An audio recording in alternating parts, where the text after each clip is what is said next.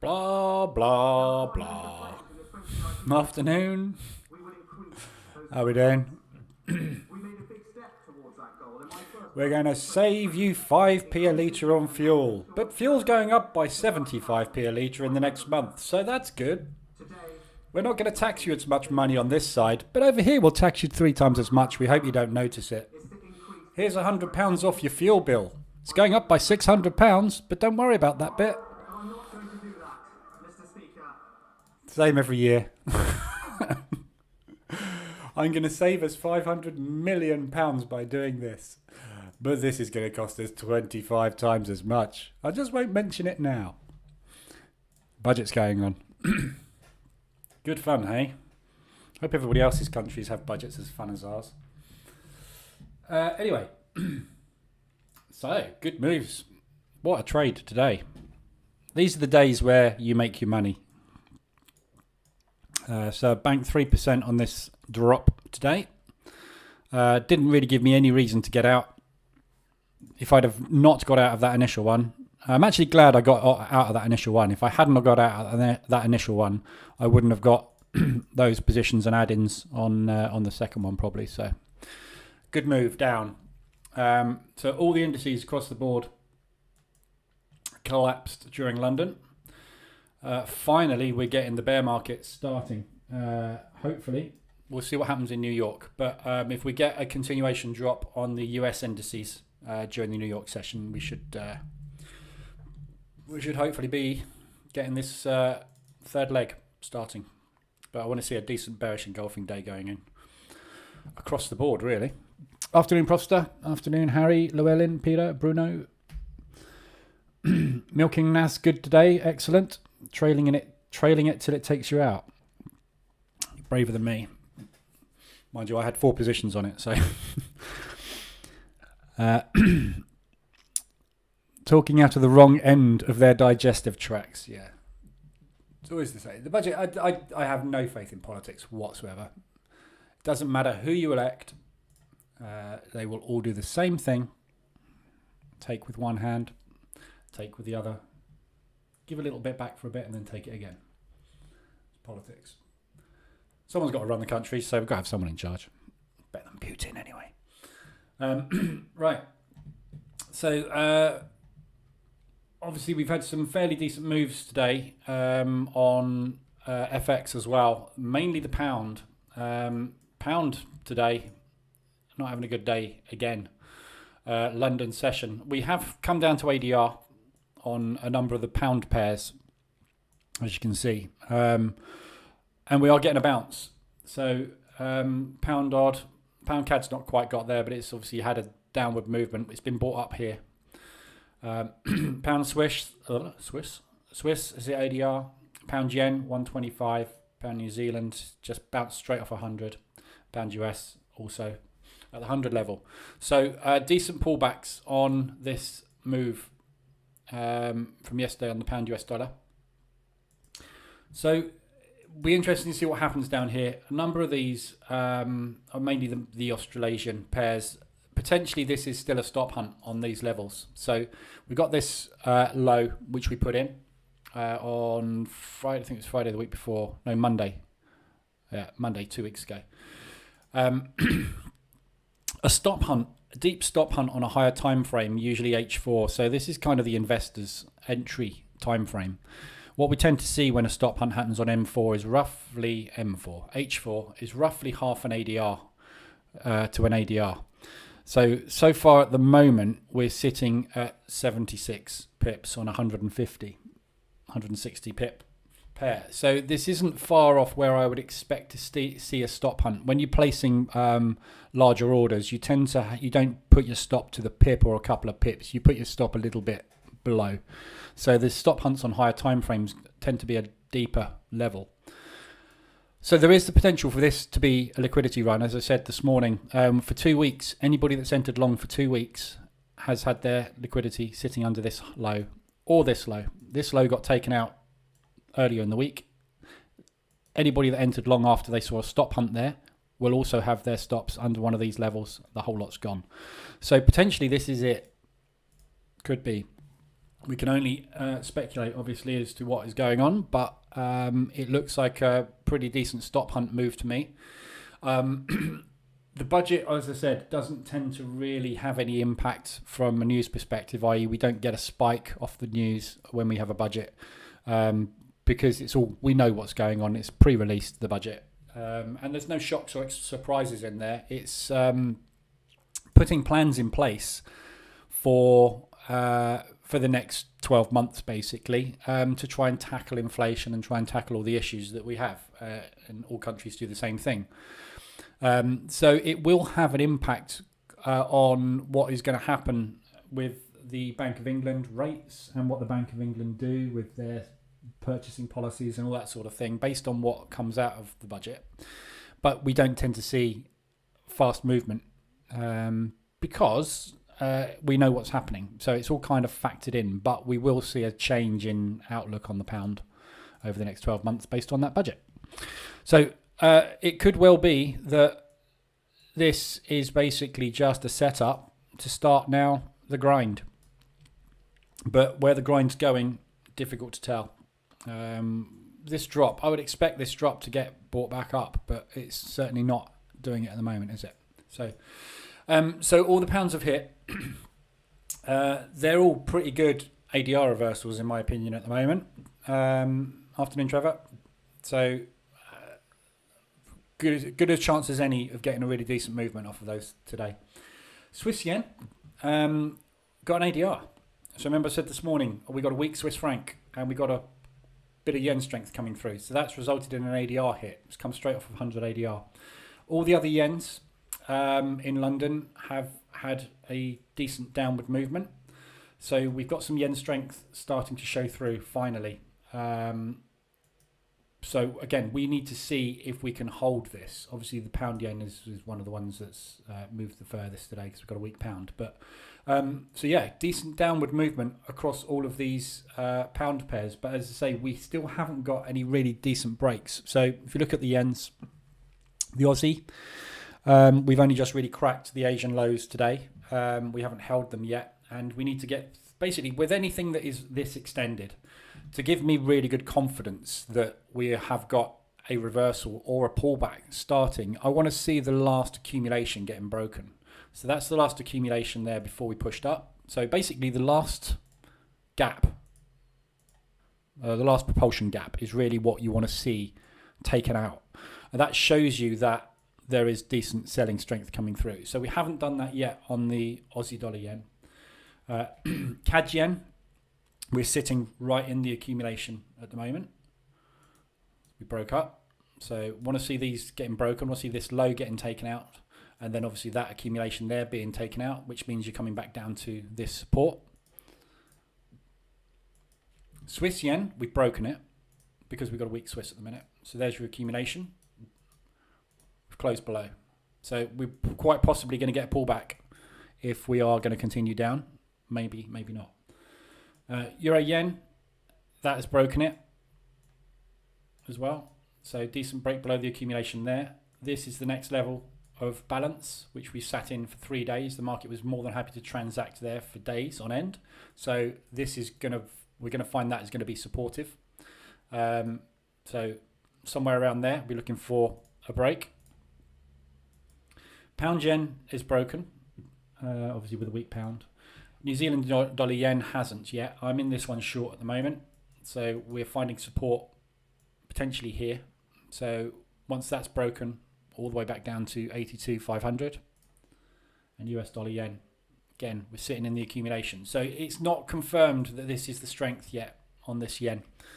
But it's certainly a good step forward. And the biggest step forward we've had for weeks. So we are starting to roll over. We did do it there in a similar manner. And then obviously we started a massive leg up. So we'll have to see. But it's looking promising. And obviously these are all, like as we know, off the charts, all these yens. So hopefully we're going to get some movement on those. I will wait for stronger signs of reversal. I've been hurt too much on this one already. On the pound odd. Yeah, these pounds. So there's a beautiful hammer going in on H4.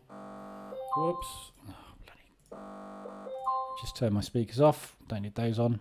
I only had them on because I was putting Richie on. All right, Richie. So 3-bar reversal on the hourly.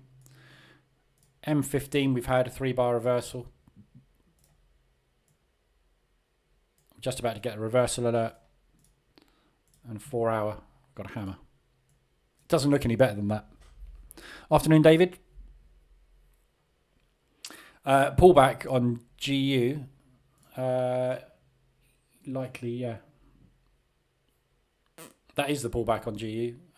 I would suspect GU is going down. But only because of US dollar strength. But at the moment, it's difficult to tell, isn't it?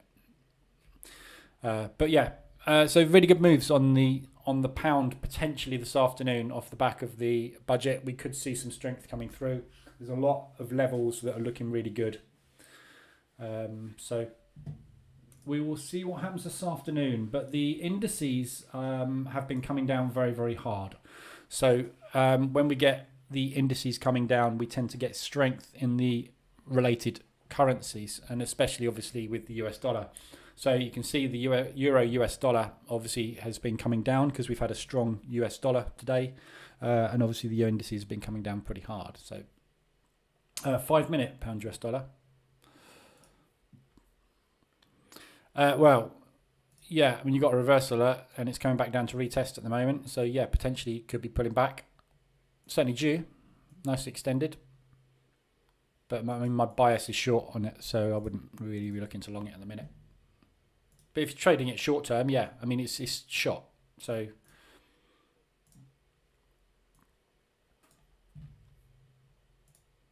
people will be buying up the 61.8. And you'll also find if this is going to continue up, you're going to get some buyers stepping in here as well. Somewhere around there. Afternoon funnel. Right. Let me just get rid of that fib as well. Don't need that one. Right, so ADRs obviously covered all the ADRs. The Swiss yen.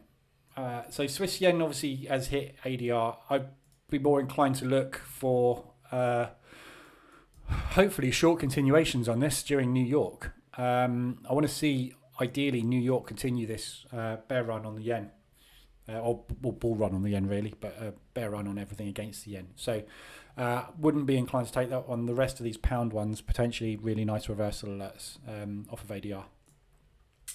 So 4 hours. DAX is still going down. It's tricky to get into this. It's been tricky to get into this one all day, basically, so far. We've had a 2-bar pullback, a 1-bar pullback, and a 2-bar pullback. That's it. That's literally all you've had on M15 on the DAX today. Crazy, isn't it? I've been watching it on M5. But yeah, every bear move we've had on this, we literally haven't ever broken the high of it. Yeah, it's just not interested today. So literally 1-2 bar pullbacks. If we get anywhere near touching the 20, sure. Things crazy. But it's been good. So Aussie dollar CAD extended. Again, I'm not going to cover all of these. I will look at everything that's extended 75 or higher. Those are the ones we got plenty of opportunities, so those are the ones we really want to concentrate on. Aussie dollar Swiss. So bearish reversal just starting on this one. We're nicely extended above the 80 level. We are just putting in a nice bearish candlestick on the 4 hour. M15 just about to get a reversal alert. So alert and retest, or just getting on the alert. Some of these are coming down very, very hard, so you may not even get reversal alert retests on them. But 4 hour, very, very nice extension, and obviously pullback starting. But as I said this morning, you want to measure really what we got the pullback as 800 pips on the first time pullback on this. So really don't want to be looking for too much more than that. So the 69.1, well, I call it 69,200-ish level is really what I would look for on that, just in case. Likely to continue in the upward trend on that one, potentially. Aussie dollar yen, off the charts, obviously. We know about this one. So Aussie dollar's coming down fairly nicely. The Aussie pairs are starting to weaken. I'm in the New Zealand dollar yen short at the moment. That one's coming down pretty nice. So that one's, we've had the reversal alert, the retest, London sessions pushed down. I've got it set to break even at the moment. I'm just covering it really, but it's exactly the same as the Aussie dollar yen. So M15 reversal alert. Aussie dollar yen was much cleaner than the New Zealand. Nice M pattern reversal, came back up and retested in London and dropping now. So again, want to see this break. If we can get down to ADR today, good moves down, hopefully coming on all of these yen pairs. Aussie dollar, US dollar, same thing. Aussie dollar weakening, US dollar strengthening. What we've been expecting but waiting to happen, it's just not happened yet. So reversal is just about to come. The only worrying thing about this one is obviously these levels here. We are expecting US dollar strength. It's just whether or not we get this the Australasian pairs starting to weaken. I read an article this morning which I put in the Telegram. I didn't put the article in the Telegram group, but I said in the Telegram group. I was reading an article based on the US dollar yen and expectations for that moving forward. When we get the yen strength starting to come through, we should see the yen strength starting to come through.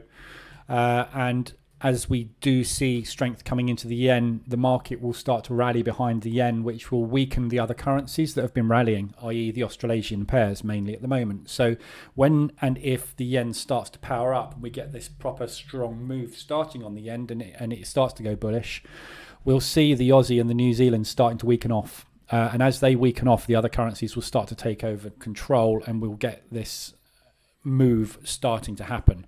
Obviously with the pound odd and the pound New Zealand, those two a little bit difficult because it's really going to depend on what happens with the pound over the next few weeks. So we've had a massive drop on the pound, so there is every opportunity that the pound will start to strengthen up now and start to recover some of the losses it's made there. And if we couple that with a strong yen, weak Aussie, weak New Zealand, we'll see those pairs starting to rally hard as well.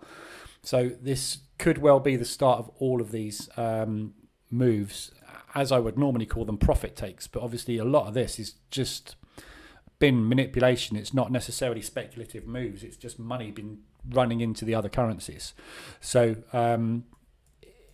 if it is speculative money, obviously the profit takes are going to be as usual, and we'll see a good 50% retracement on all of these. So all looking really, really good. Aussie US. Especially the Aussie US, because we're expecting some US dollar strength, and if this is the time for the Aussie to start off, put the brakes on and take a rest, the US dollar should take over and this should come down fairly nicely. CAD yen, same as this morning. CAD yen, Swiss yen, everything starting to roll over, all starting to roll over nicely, massively extended. And euro odd, same euro odd. Don't want to be looking for longs. Still don't want to be looking for longs, even though this is massively extended. I do not want to be longing the euro. The eurozone is stuffed, was stuffed before the war. Now the war's on, it's just as stuffed, if not more. So little pullbacks and drops on it, but I can't bring myself to long the euro. I haven't been able to bring myself to long the euro much for many months, and nothing's really changed on that. Although I can bring myself to short it. So euro yen. Just taking out this liquidity. This is what I mean by a deep stop hunt. Speculative. This is kind of, this move is been created by Ukraine and other things. So, but any long-term investment money will be looking at the daily and the weekly charts to gauge their trades, and they'll be using the 4-hour as the entry time frame at the very least, normally a daily time frame, but a 4-hourly is used as well. So you tend to find the stop hunts are much deeper because the stops, when you look at this in perspective, you don't put your stop one tick above, you put your stop above the level. When you're talking about holding things for days, weeks and months at a time, you're not going to tighten yourself up to one tick. You put a decent stop on things. So very deep stop hunt on the euro yen there.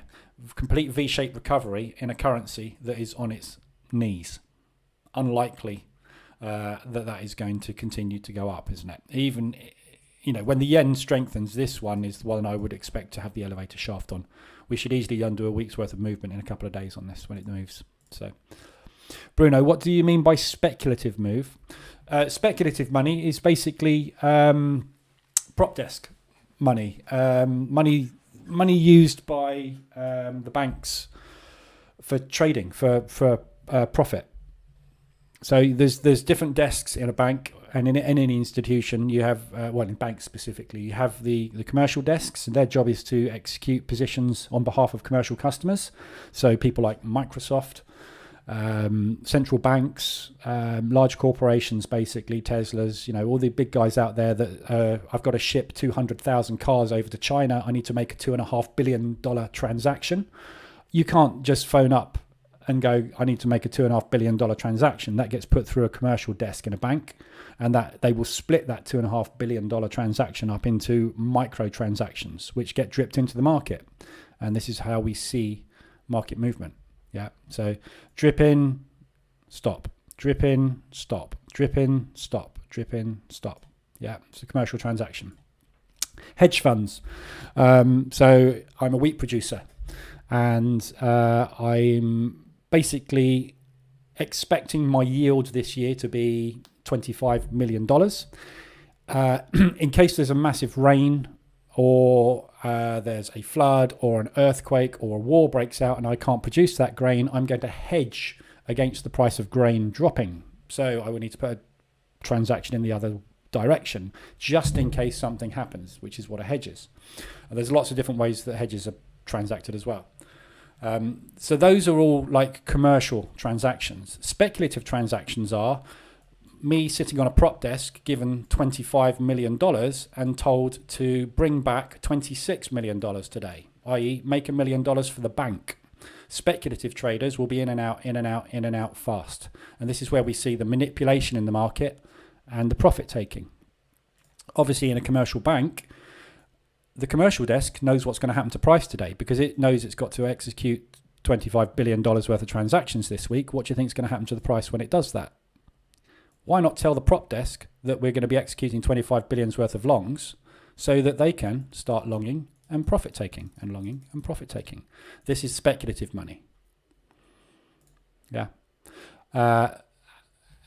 Pension funds, all that sort of stuff. A percentage of pension funds will also be in Forex markets. There's a lot that goes on in the banking system, but some of it is what you would class as you and I. We're in this to make money. We want to buy something so that it goes up so we can sell it and make a profit. Other desks are having to buy something because their customers have told them they've got to do it. So that's a different type of transaction. That's a commercial transaction. Yeah, does that make sense? So when you see a big price move like this, what we tend to see, which is what I talk about in the course, is when price gets extended fast and hard and extends above the RSI, what that is usually indicative of is a load of speculative buying, and all of these speculative buyers then have to hit the sell button to exit their positions and make a profit. As they exit their positions and make a profit, the market comes down, sellers step in and see the market coming down, and it adds to the speed of the drop, which is why we use the RSI to measure when these are likely or are due to be happening. Yeah. That only happens with speculative transactions. If this is panic buying in a currency because there's something going on, there's no reason to exit that currency, which is what we have with the safe haven, what we call the safe haven currencies. When there's an earthquake, a war or something, what tends to happen is money floods into the yen, which is a safe haven currency. That is not what we've been seeing happening.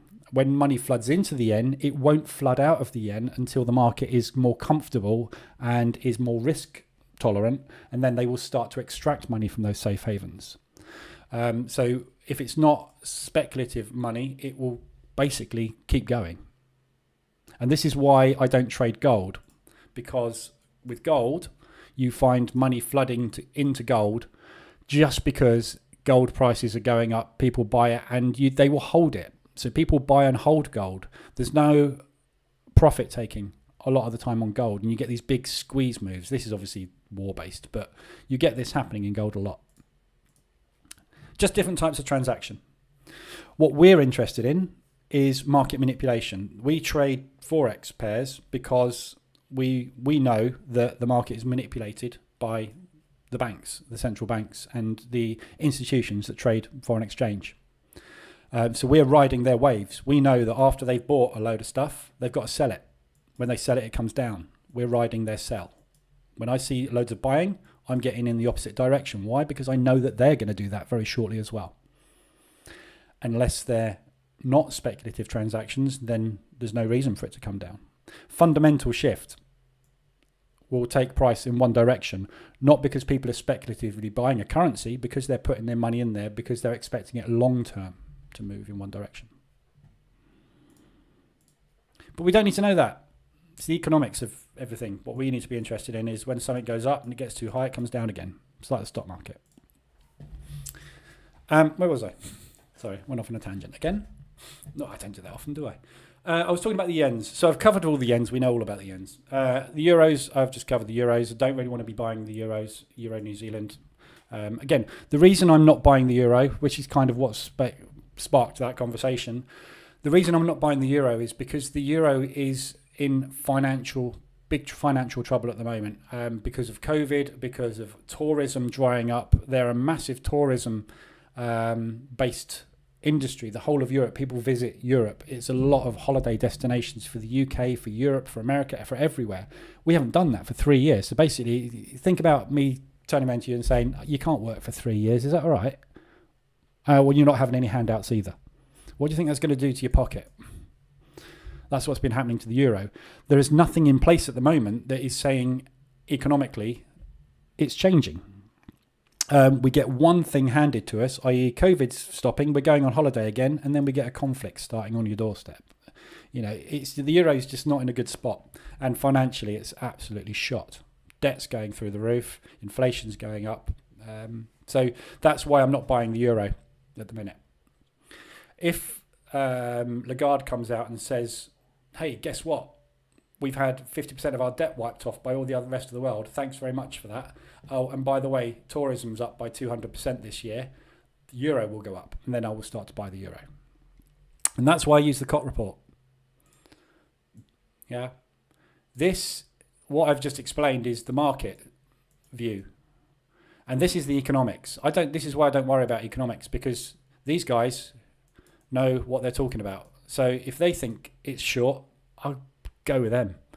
And if you look at the euro, yeah, we had one blip in May last year where they were like, oh, might be picking up. Hey, COVID's over. Oh no, it's not. Yeah. That's why I use the COT report, just as a pure long-term overview. So Euro New Zealand, it's technically long, and you will get a bounce. You know, I just don't think you'll get much. So for me, it's just not worth the risk to get in long here, even though it's massively extended, and it just go like that, boom, and I just won't get out of it like that. You just won't get out of it. There's no point. Pound yen covered. New Zealand Swiss starting to roll over again. Looking at that. It all depends on what happens with the yen, I think. If we see a big strong yen coming in, I think we will see the weakness start to come through on the Australasian pairs, but don't know at the moment. So it is nicely extended. Not enough. I want to see it higher than that, really. It was just about. So if you've got into it, you're obviously in profit on it anyway, just about. So, but it's not the best of the lot. And then we've got New Zealand dollar yen and US dollar yen. So the rest of these are kind of getting extended, just not quite enough. Is that why when I make a withdrawal, they break it up into smaller chunks? Depends how big your withdrawal is. Yeah. You can't, I mean, basically, a large institution, I'll use just trying to think of who to use as a good example. Let's use the euro US dollar as an example. BMW, Volkswagen, German, in Europe, yeah, sell a lot of cars to the US. So when they need to ship 10,000 cars over to the US, there's a transaction cost, right? So Volkswagen sell to the garages over there who transact in US dollars. These guys are transacting in the euro over here. That's a bad euro, isn't it? When they make that sale on the euro, right, it will take 3 months for that stock to get there, okay? So by the time they've sent that invoice and they get paid on that invoice, 3 months has passed. The difference between the euro exchange rate and the US dollar exchange rate in that 3 months will be huge. So what they will do is Volkswagen or Audi or whoever will hedge that transaction. So they will say, right now we are shipping X million dollars worth of cars over there at this price, 109,783. By the time we get paid, it will have changed price. This will not be here. It will be up here somewhere, or it will be down there somewhere. So they will take a hedge transaction of the amount of invoice in the opposite direction to what they are expecting to get back to cover the difference in the exchange rate. That transaction will be, I don't know, 30 million euros or whatever it is. Yeah. So what the banks will be told to do is drop that 30 million euros into the market. If they drop that one in one transaction, it would go boing. They can't do that. They don't do that. So what they do is they break it up into $1 million chunks and they'll drop it 30 times over the period of 1 week. So you'll see that happen. Yeah. That's basically how they break down these huge transactions that they have to do. GJ is making a W on M5. There is a rejection on H150 moving average. I don't use that one, but there could well be.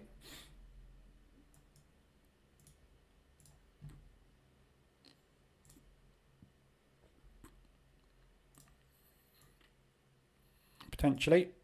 Although I would be selling against the yen at the moment. So yes, it's due a pullback, definitely. Quite where to? Difficult. So yeah, could be. I would like to see the yen continue to come down today. Oh my God, the market's open. Been waffling away. Can I ask you where you get the COT report I have? Yeah, it comes from the source. CFTC. Chicago Commodity and Futures Trading Commission. Yeah, COT report is available on their website. So you just go there and get it. If you want to get it, it's a massive, massive, massive spreadsheet. Afternoon, Neo. Right, let's have a look at the market. We are open and we are dropping. I've banked just over 3% this morning. So I'm going to be a bit cautious with my trades today.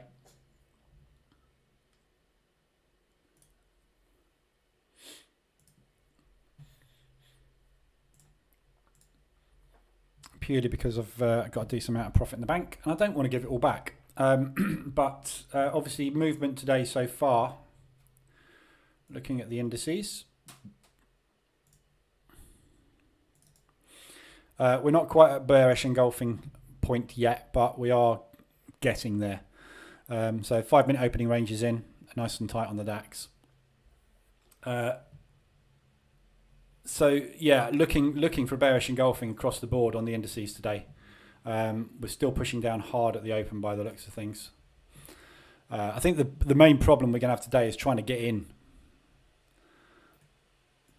Opening range is 800, so I'm just going to go short one at 800. Straight out the gates, basically. See if I can get a quick short in with a decent stop. So I've got a feeling we may well have a little bit of a pullback at the open. Seeing as we've had a decent Frankfurt and London session. But equally, we could just have one of those days where it comes down. If you look at it on the hourly, you look at what's been happening today on the hourly. Yeah, we have not let up all day. We literally have been solid down. If you've been trading the hourly charts today, you've not had one reason to exit today. It's been solid. So it's obviously due a pullback, but we are also approaching potential support levels across all indices as well. So there is potential for a bounce off of a lot of these as well. So we'll see. Not so much on the Dow, on the other indices. We're still targeting on the DAX, still looking down here. So 14,000 is my ultimate goal on the DAX, but I think we're probably going to want to have a little bit of a rest before we try and get down there. But we'll see. Anything can happen.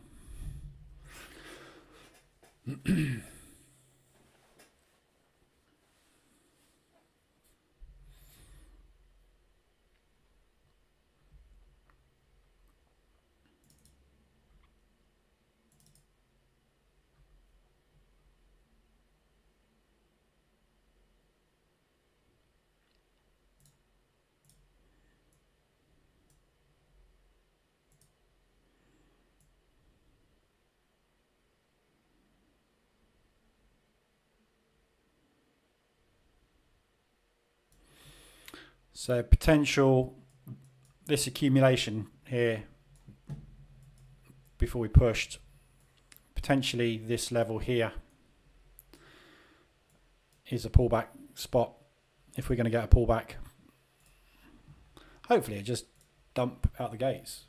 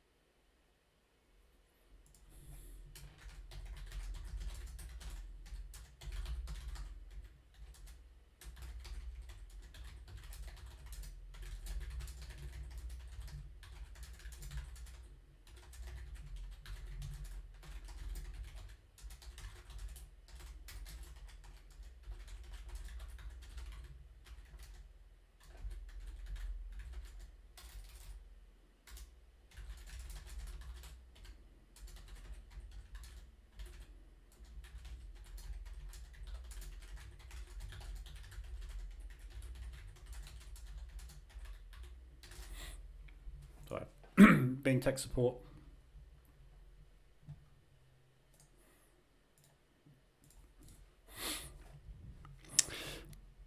Okay, we're got the opening low break.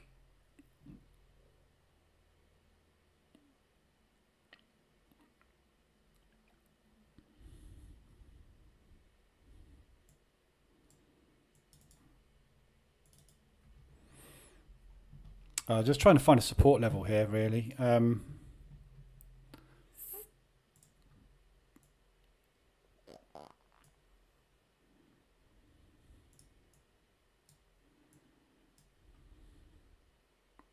Yeah, that's it.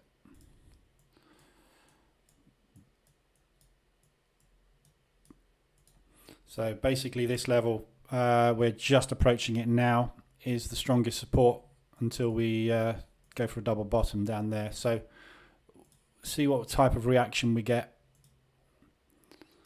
when we get down to that level. If we get a strong bounce off of that level, I'll probably just shut this with whatever I get off the bounce. But 3-bar reversal forming on there.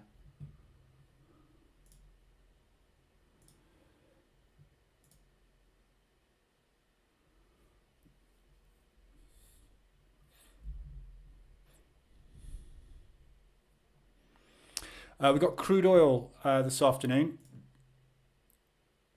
at 2:30 as well, in about 45 minutes.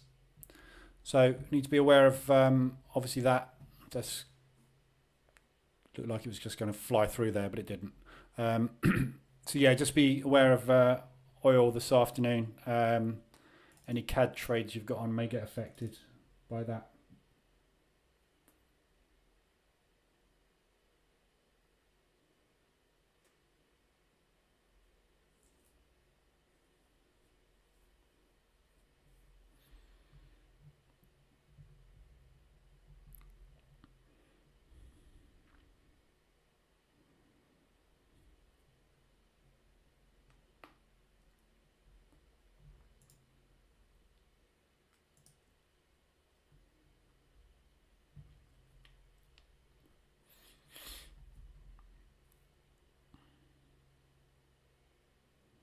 I'm just moving the stop to break even on this Dow.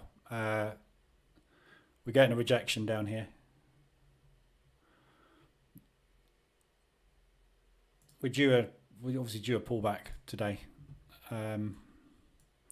That's the level I'd expect to get the bounce.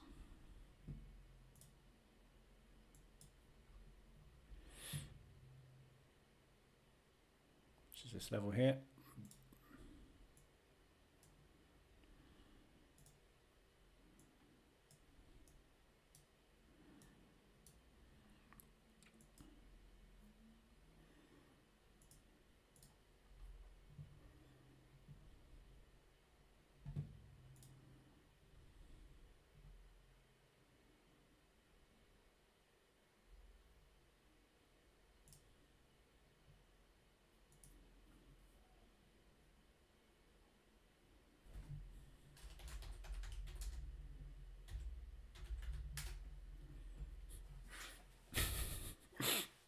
Sorry, Kebs, I don't know if you're in here, but stop trading V75.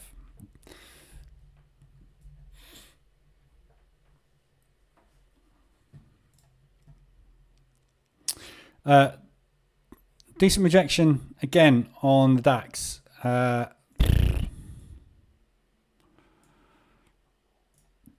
Feels really hard to short it down here.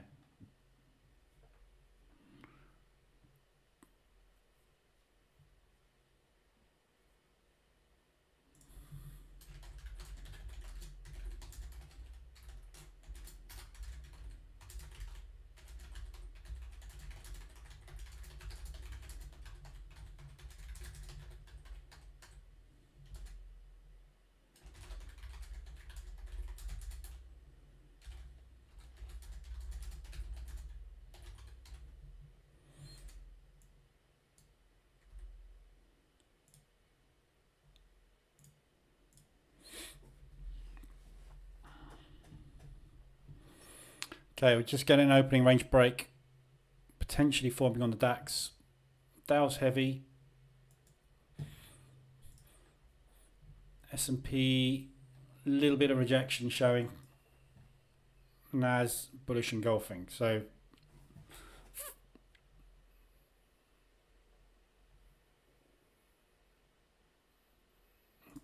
DAX isn't stopping. Neither is Dow. Blech. Fine, go short. I'll move my stop loss and my TP down. I'll keep moving it down as long as you keep going down. This market doesn't want to stop today, so just let it run.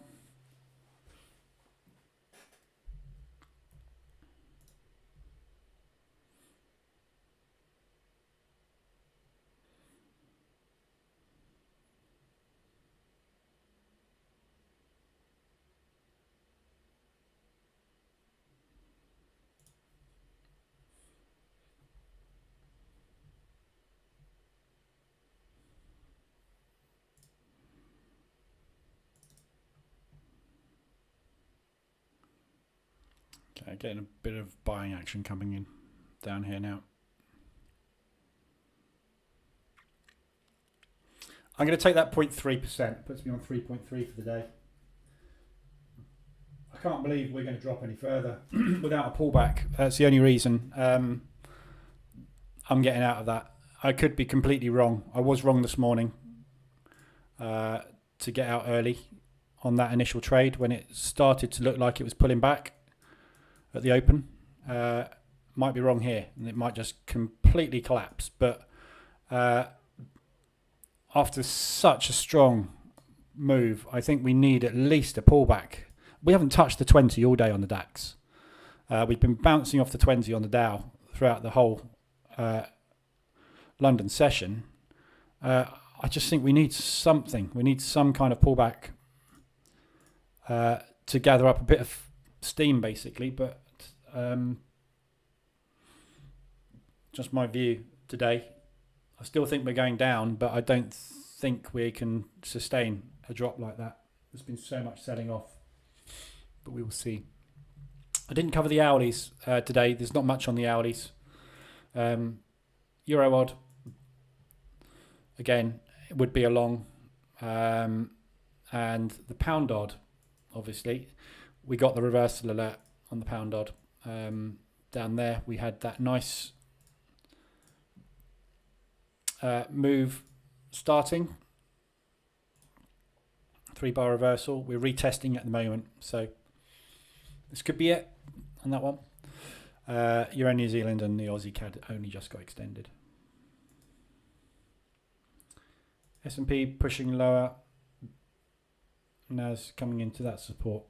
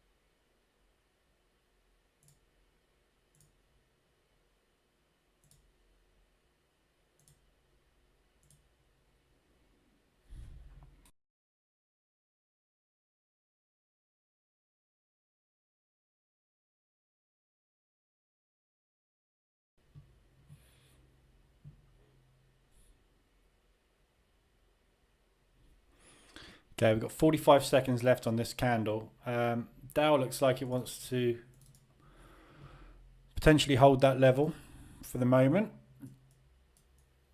So we'll see what happens on the next candle. If the next candle turns out bullish, this is probably a nice little scalp long.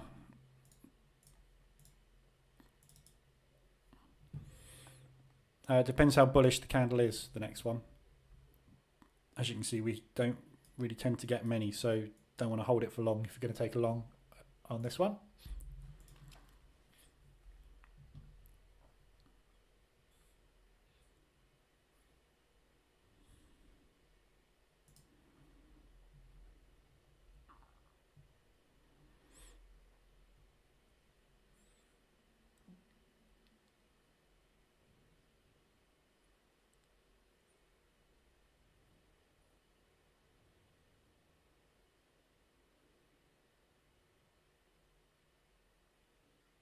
Again, going back to what I was saying earlier about the FX transactions and how the banks execute and the institutions execute those transactions in the FX markets, it's exactly the same in the stocks. I kind of covered this briefly the other day. When we see this movement like this coming down, this is basically selling of shares and buying of shares. So a fund will have the task of purchasing X number of shares in X number of sectors, and they won't just buy 20 million shares in tech, for example. They will buy 40 transactions at 500,000 in tech. Yeah, so they will execute 500,000, which will be, could be thousands. I don't know how many thousand contracts. Pound CAD's just hit ADR. And then they will execute those, which will spike the market. The market will then pull back. They will execute the next lot. Market will pull back. They'll execute the next lot. Market will pull back. They'll execute the next lot. And they'll keep doing that until all their contract purchasing is done. And again, same with the sells. Exit 40 million out of the tech market. Sell. Wait for it to come back up to a better price. Sell some more. Wait for it to come back up to a better price. Sell some more. You know it's going to go down as you're selling so many contracts. So you're just trying to get the best price you can. So as it pushes up, you push it back down again. And the same when you're buying. Obviously, we're not buying today, but so that's exactly the same thing. 90% of the transactions in the FX market are done by 10 banks.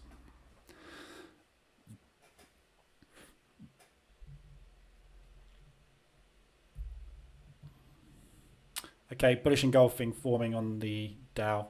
Trying to. I'm not going to jump in on this until I've got confirmation that we actually have got a bit of bullish price action coming in, because this thing's weak as you like at the moment. If you take a long now, because it looks like a bullish engulfing, by the time this candle closes, it could end like that. So you just want to wait until this candle's in.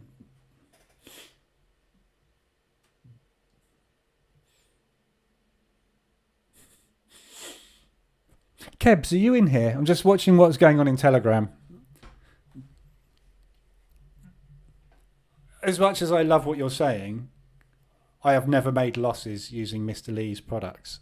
I can't believe that you've never made a loss.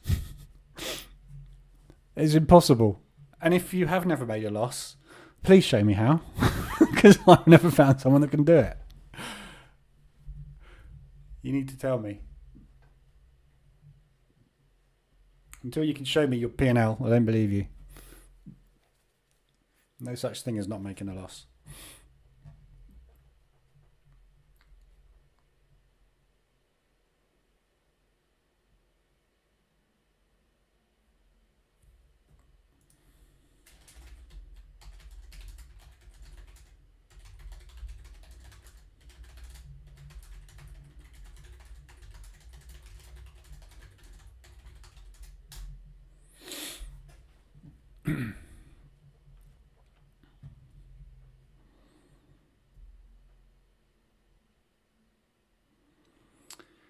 Okay, I've got 45 seconds left. We are looking a little bit bullish on this. I'm just going to take a smaller position on it with a stop below that candle. Just going to stick a buy stop at the high here. And just try a little pullback play with a small risk.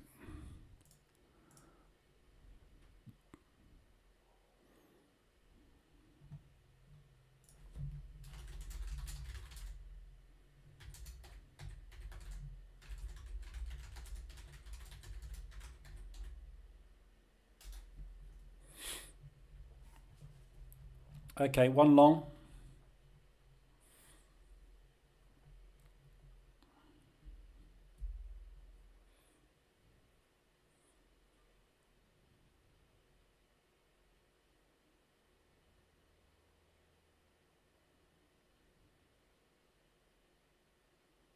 I don't think Kebs is in here.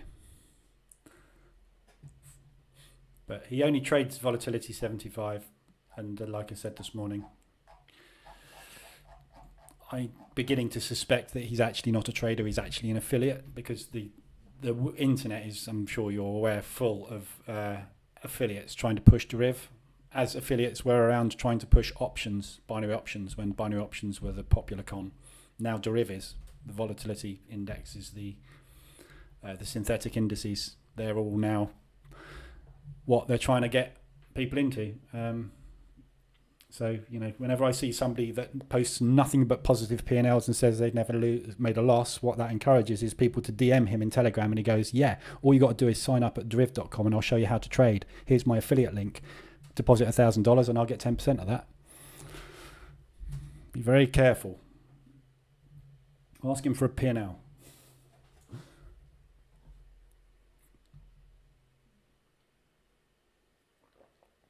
If it's too good to be true. Franco, keep a cool head, everyone. Shutting down. Had a fair to good night, so not going home to beat the dog and kick the wife. Good man. If you had a fair to good day, then turn off.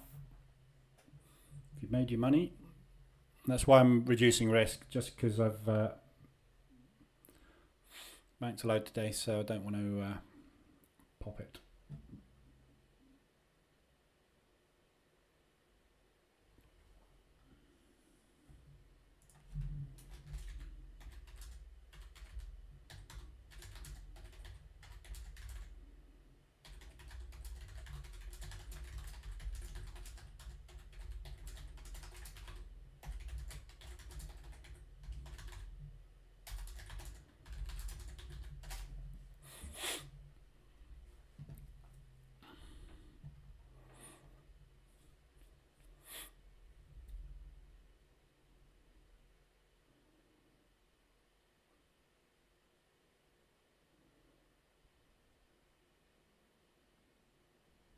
I get hit up all the time from the chat room for some outfit trading Bitcoin. Yeah, you will. You get it all the time. Telegram, everything. It doesn't matter whether you join Telegram or Discord or whatever messaging system any trading room uses, or anybody uses. It is full of bots pumping crap, and there's nothing you can do. Trevor, you should never kick your dog. I totally agree.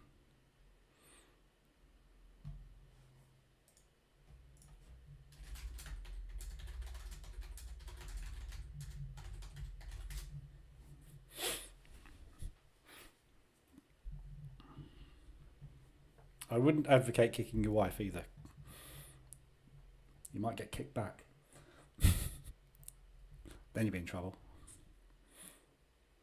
One bar pullback. Going to keep a close eye on this. Obviously, I've only got a very small risk on this position, but which is why I took it, because this is a total counter trend today, obviously.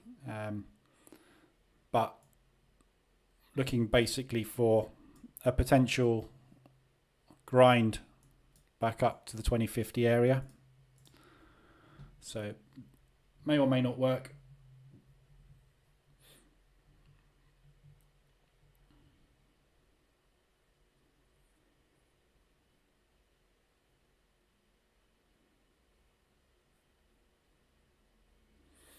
I heard there is a short squeeze on oil.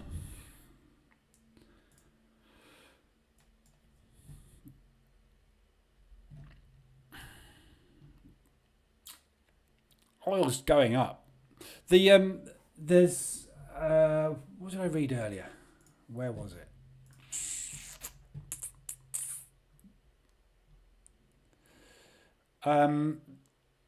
There was something I read earlier about if something happens, oil and gas markets will collapse. And I can't remember what it was, but it was something to do with Russia. Russia has been talking to China and that side about basically upping production, which obviously it doesn't affect us. What he does with his oil is up to him. But there was something else that could potentially collapse oil prices if it happens, and I kind of read over the top of it, and then sort of moved on because I'm expecting oil to continue to go up at the moment. But I'm always interested. But I don't trade it. It's more out of interest than anything else.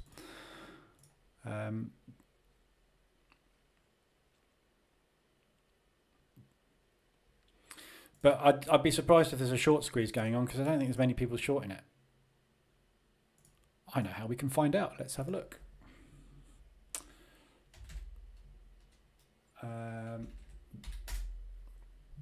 Let's have a look. How many people are shorting oil?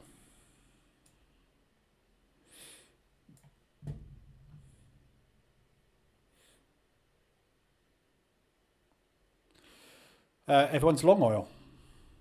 CL is crude.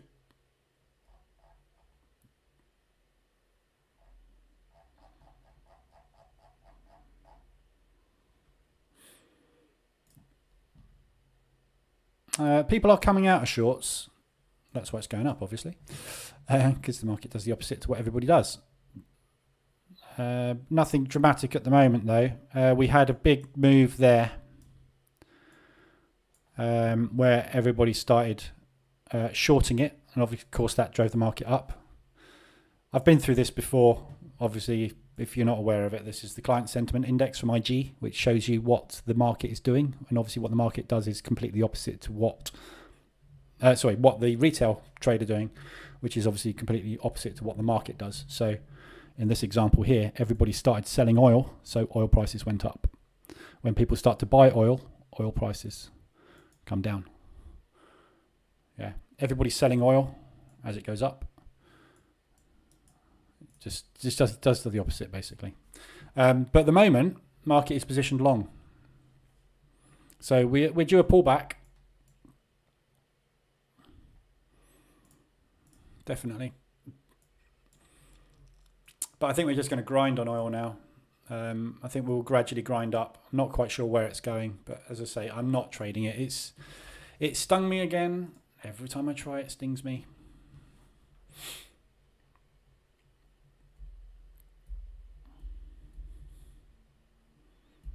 There's an article on Zero Hedge about it.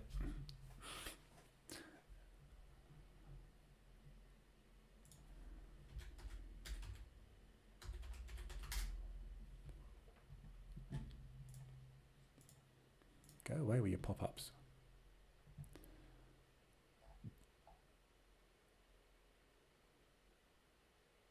Russian stock trading is to resume tomorrow.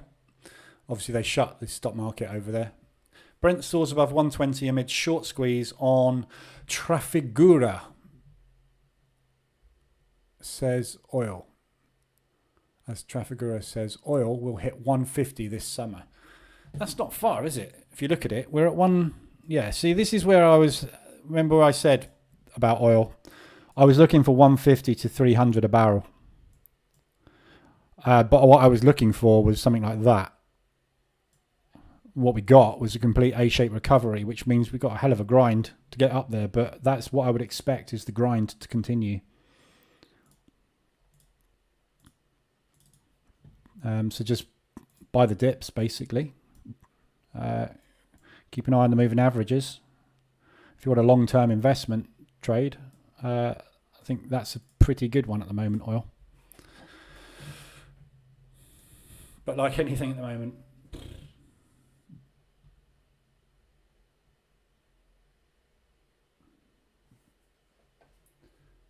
okay.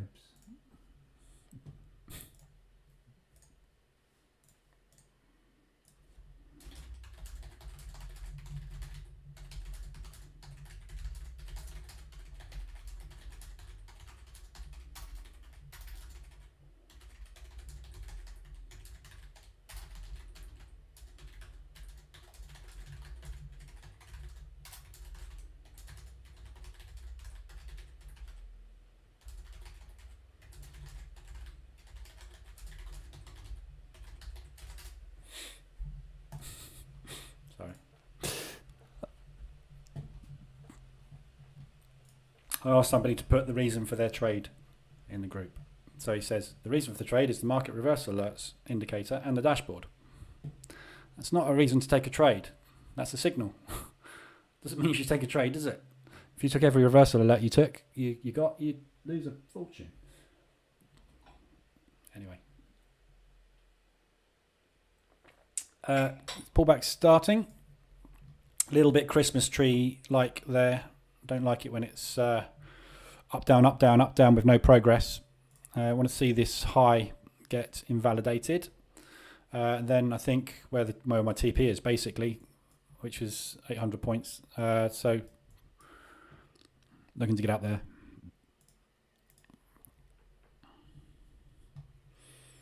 Yeah, so that's the one you're probably talking about, Peter.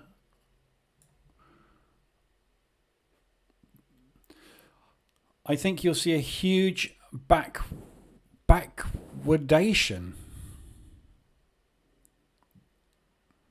What's a backwardation? That's a new one on me.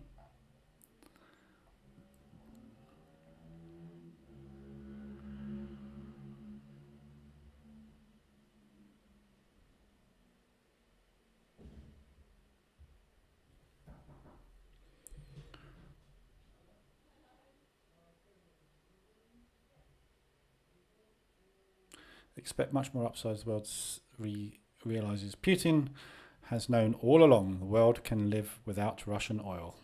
There we go.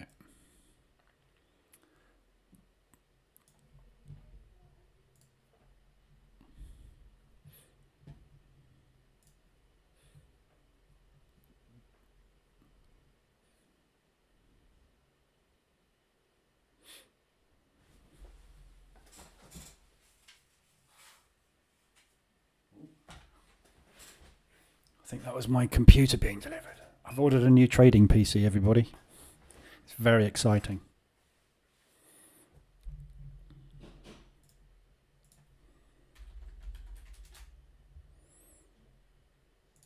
And I think it's just arrived in a very large box.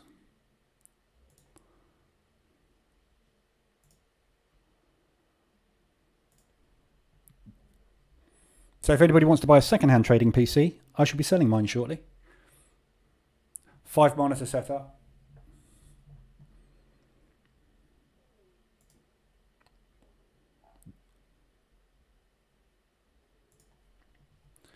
I've just ordered one of these bad boys.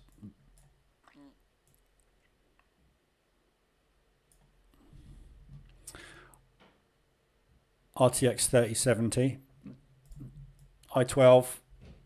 12 core, 32 gig RAM, a monster.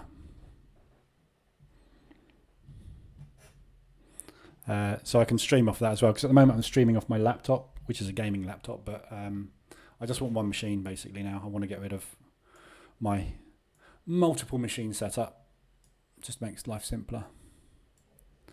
So I'll be configuring that for the next 24 hours.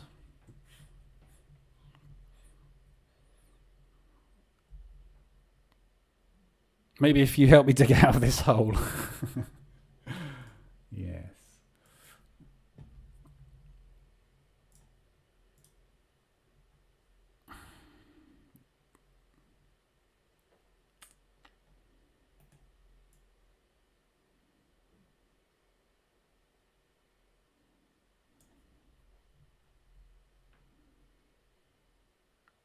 Can I post my new PC specs in the Telegram group? Yeah.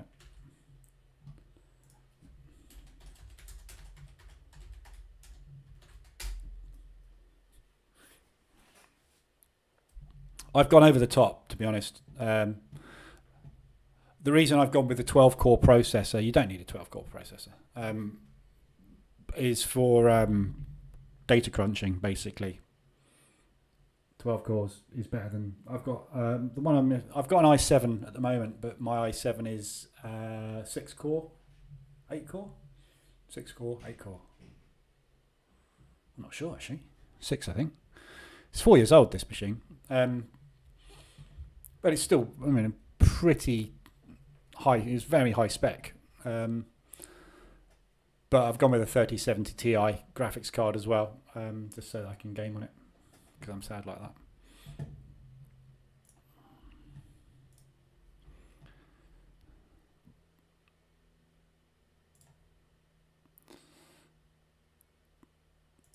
Okay, we've got to pull back. So I'm just looking at the initial move in New York so far. We are pulling back. Oops. 50%. So potentially this could be the end of this pullback, possibly. I'd like to see it get back to a support resistance level. So I'd like to see it get back up there. But just being a little bit wary, obviously. We're approaching the 20 and the 50, 61 fib retracements. So there's going to be a lot of sellers looking around here for short continuation moves.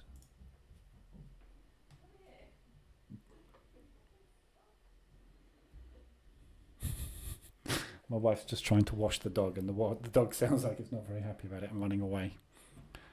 Does anybody else's dog, whenever you go anywhere near the bathroom, walk in the other direction? Because she knows that if she goes in that bathroom, she's getting wet. She don't like it. It's very amusing.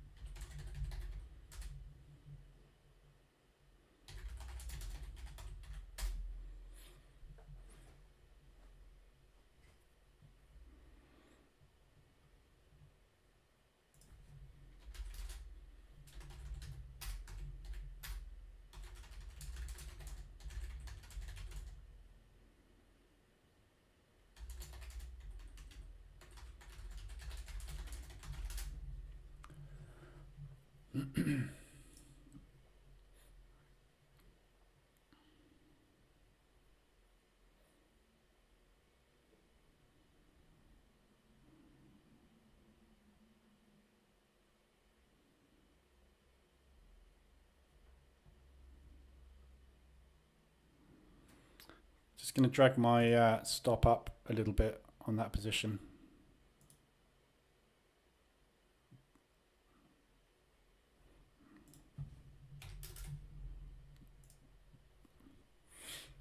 Just reducing the risk down. It's only a quarter of a position, well, half a position, but it's just reducing the risk a little bit on it.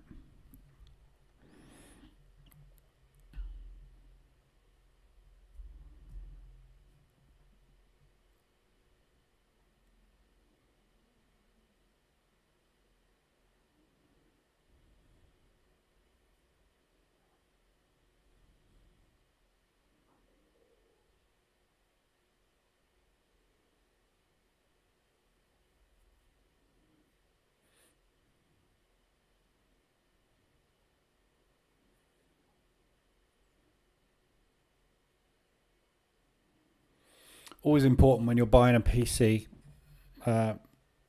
especially for trading, well, for anything really, just to future-proof yourself. Because I tend to, my machines, when I get them, they tend to last me good 4 or 5 years before software tends to get a little bit more demanding on them. And obviously Windows just gets bigger and faster.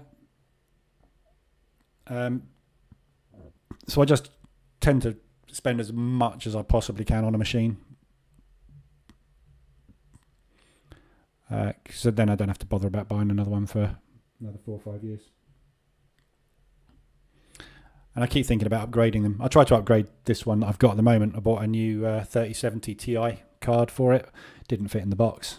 Well, it did fit in the box, but there's way too many cables and stuff around. So I thought, sell it, I'll buy a new machine. Okay, pullback's going well. Moving to break even, just going to protect it. Let's see if we can tap resistance.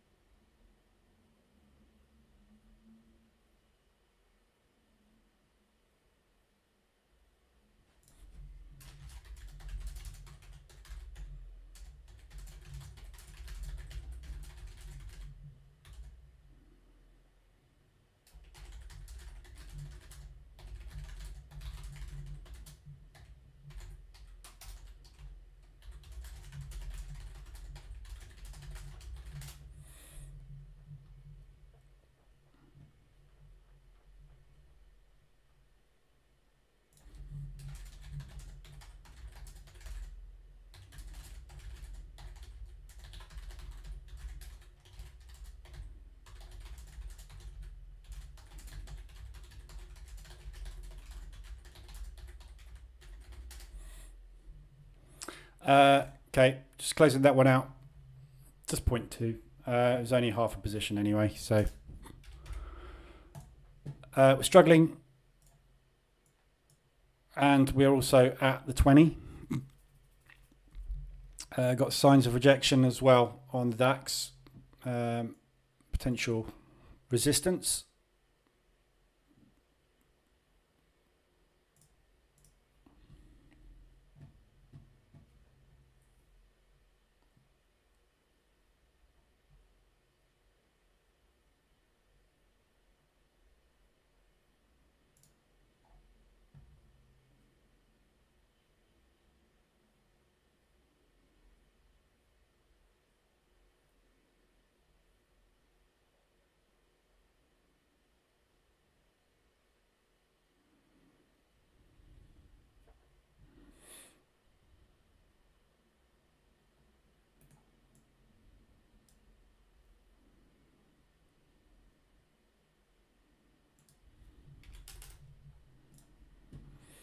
Okay, I'm getting ready to try a short on the Dow.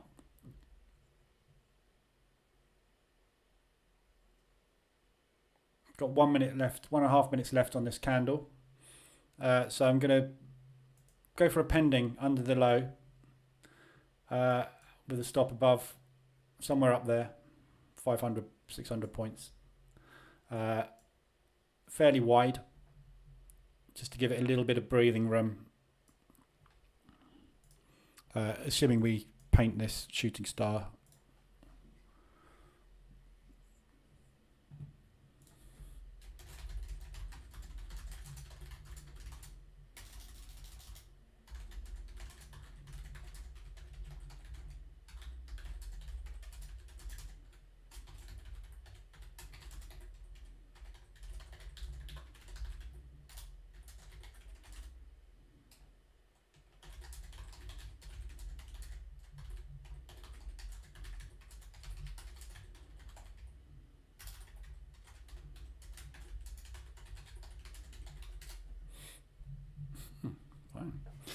Kebs thinks he's doing nothing. He's not got any confidence with any entries he takes. He's literally just taking every alert the indicators are sending him, and they're all working, which is fantastic. Get the feeling he may be experiencing a lucky streak, but you never know. Maybe he's going for a 2-pip stop or a 2-pip take profit or something. I don't know.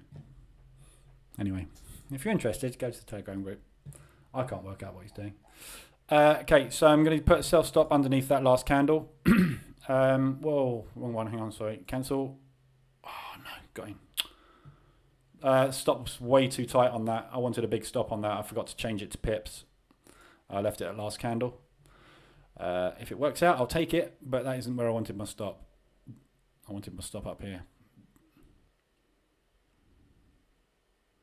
Just going to close that out. It's a bit too tight. I'm going to get in with a sell there with what I think is a proper stop on that. That was a bit too tight.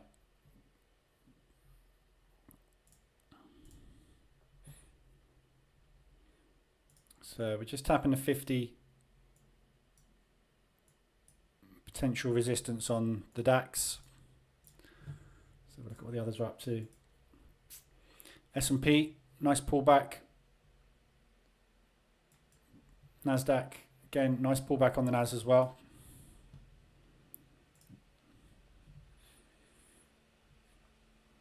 If we're going for continuation shorts today, we should be looking to start the next leg on the US indices shortly.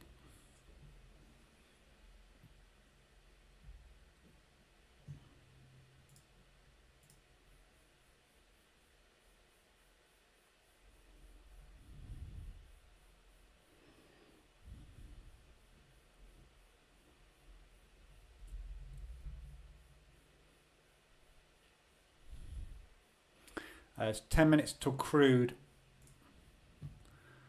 is out.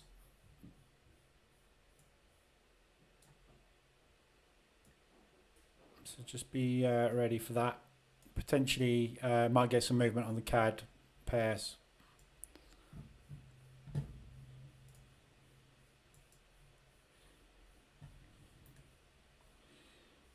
Pound odd challenging the lows again.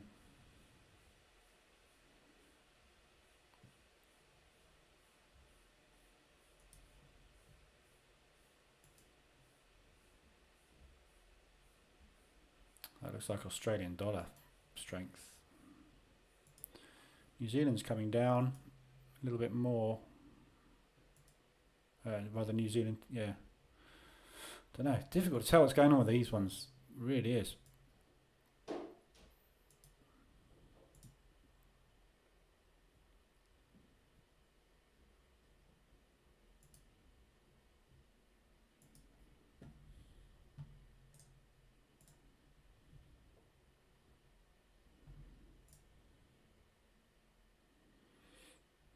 Okay, so starting to look like this may be the turning point. I'd much rather it had come up to here.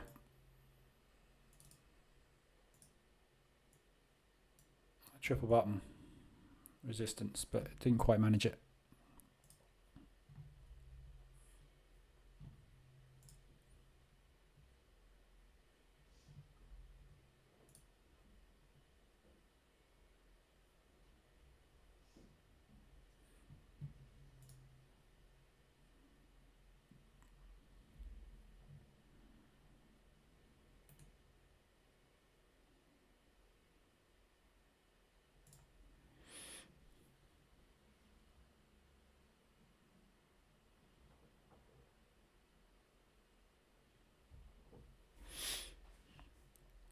I was just looking at that diamond. I just looked to see if it was going to double bottom.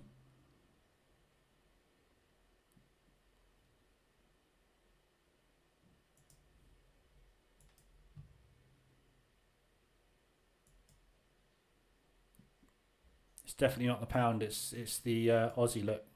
Aussie and New Zealand again. More strength coming through on the Aussie and New Zealand's.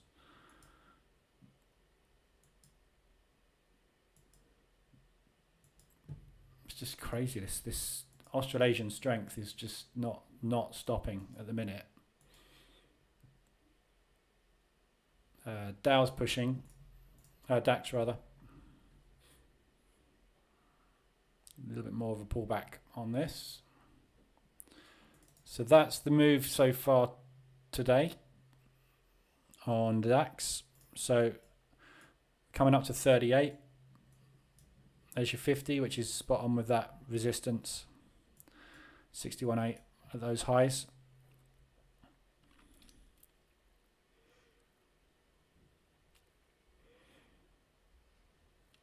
So looking for price action around those levels on the DAX for potential next leg downs.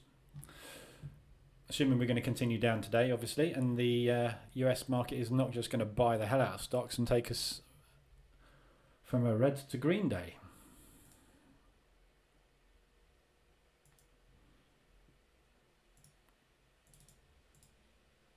That's going to have to be a hell of a buying frenzy to get a red to green today. Excuse me.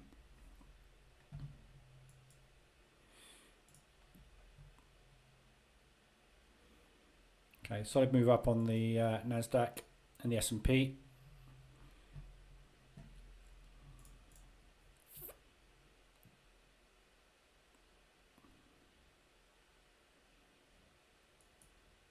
Okay, adding another sell stop underneath these lows.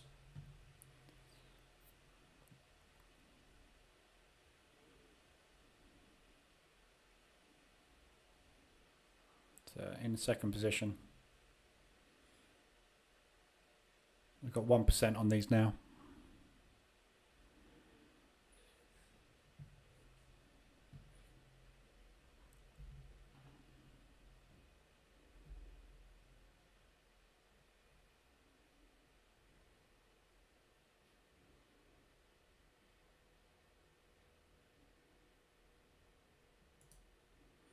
Let's bring stops down a little bit.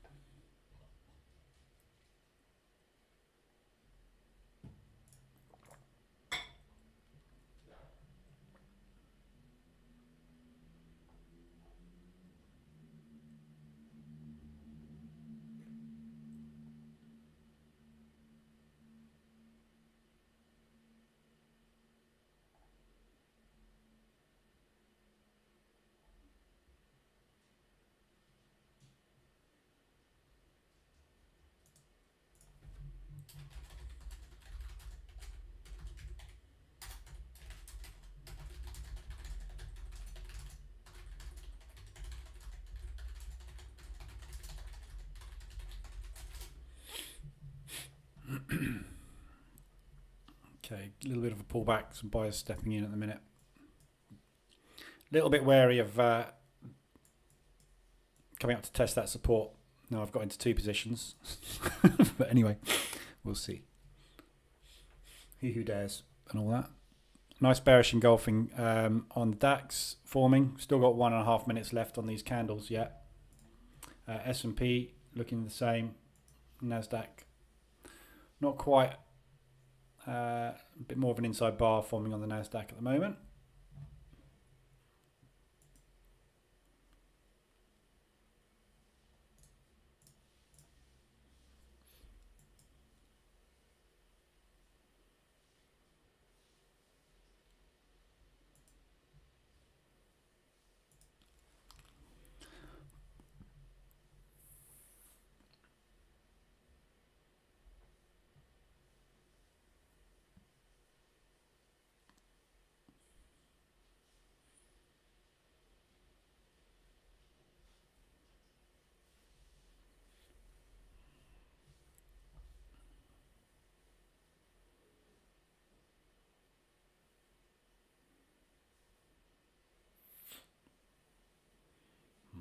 I think I might have been a bit premature with that second entry.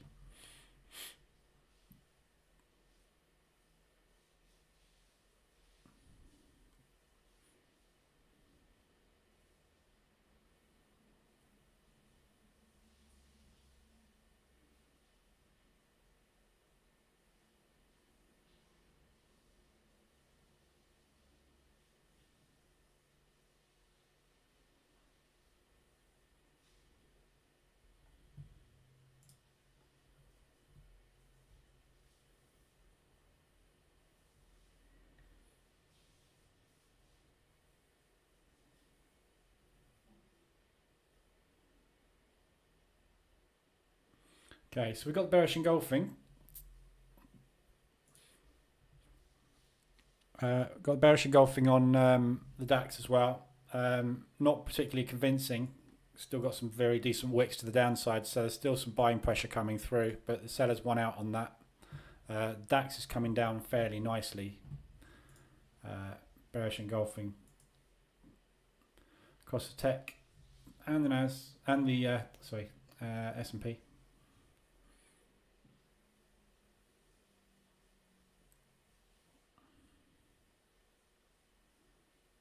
Yeah, this is what I'm saying about taking every reversal alert. Yeah, that you've got a reversal alert there on M5, fine. But bias is short. So if you take every alert this indicator or any indicator gives you, you are going to get burnt because you've got to have confluence with indicators. You need to have a reason to back up. This is just a signal to tell you that there's a potential market structure shift happening. Market structure shifts happen 1,000 times a day across all instruments, time frames, etc., etc. So you can't take every signal it gives you. Yes, you could take every signal it gives you if you were going for 1 bar profit, potentially, but that's not how I trade. So the guy in Telegram that is saying he's got 100% strike rate using the indicator on the volatility 75 index, I don't know how he's trading. But yeah, if you every time you got a reverse alert, you just targeted 10 pips or something, maybe so. But when you get stopped out, I've no idea where his stops are. You're probably going to have a bigger loss than the accumulation of the profit you've made. I don't know. I've never tested it. I've never traded it. Can't comment, but I'll be very, very surprised.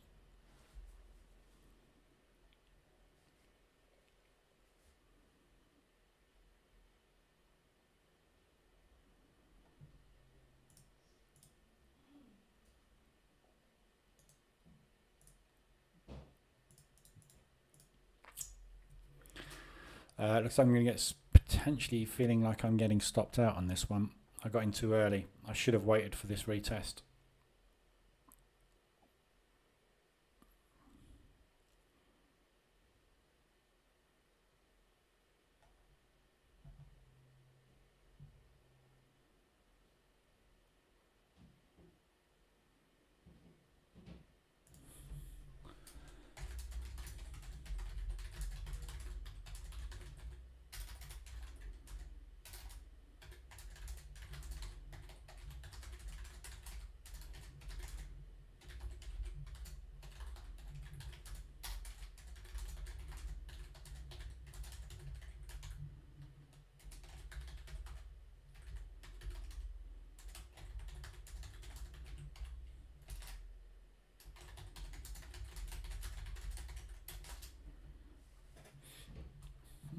He's been trading for 12 months now on M5 and M15 and not had a loss.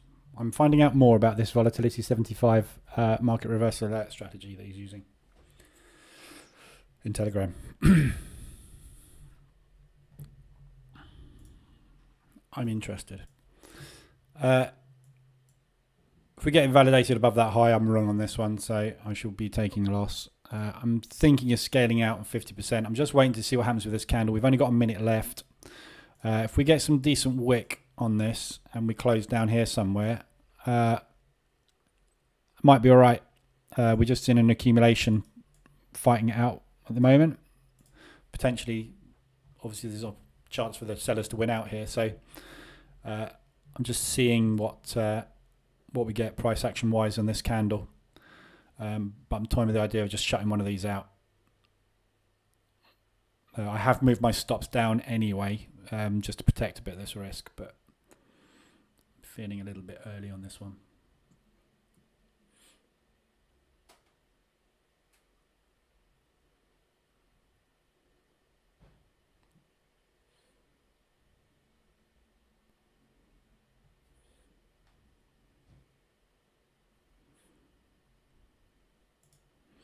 Okay, that's what I was looking for.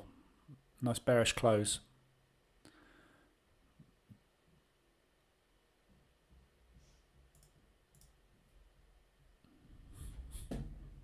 I don't believe it. It is literally not believable. Yeah, I have to agree. I assume you're talking about Kebs and his 100% strike rate for a year. I don't know. Maybe I'm missing a trick. Maybe deriv.com, .con as I call it, but maybe deriv.com, he has found an edge in a synthetic index that exists. I don't know. I'm a bit worried the fact that he's only reporting like $900 worth of profit though. If he's been doing this for a year and he's had 100% strike rate, I'd be a multimillionaire by now and I would not be sitting in a Telegram group. But I don't know. Call me cynical. If you had the Holy Grail, would you be telling people about it?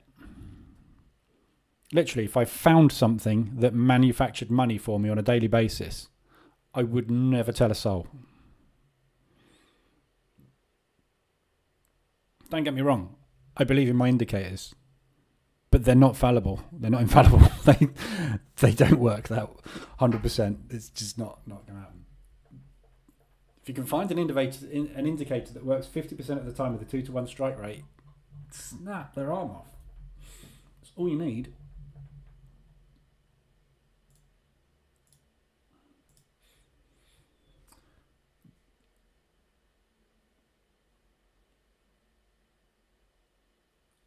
Oh, here we go. I took a break after combining it with other indicators which always gave opposite signals. I blew my account and took a break while watching your videos and came back this year on the 19th of January with $100 until today. I'm not using more than one indicator on my charts. Monday I purchased some products in FMT4. I don't get it. Anyway, let's concentrate on what's going on here. We're bullish on the other indices at the minute. I'm really not liking this Dow trade. I'm giving it the benefit of the doubt at the moment because I'm up 3.5% on the day. But there's a lot of transactions happening here. The only thing keeping me in this at the moment is the DAX, and the Dow and the DAX are very, very similar with their movements. So I'm just kind of watching what the DAX is up to at the moment. The DAX is more akin from a mix of stock perspective to the Dow. The mix of stocks and sectors in the Dow is very similar to the DAX, whereas obviously with the S&P and the NASDAQ, they're very, very diverse with sectors, so therefore there's a lot more volatility in those, which is why obviously they move faster. So I'm just watching what's going on here to hopefully give me a few clues as to whether or not I should be getting out of this, but it seems to be holding at the minute.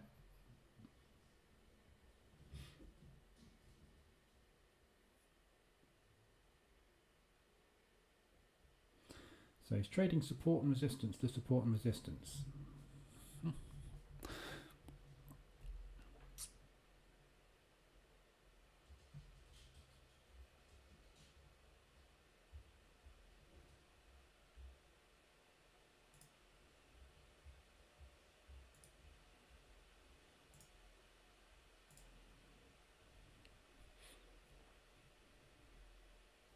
Yeah, I have to agree. Steffi's just said in the group, he's basically saying he's trading volatility 75. This is a really good point. He, Steffi.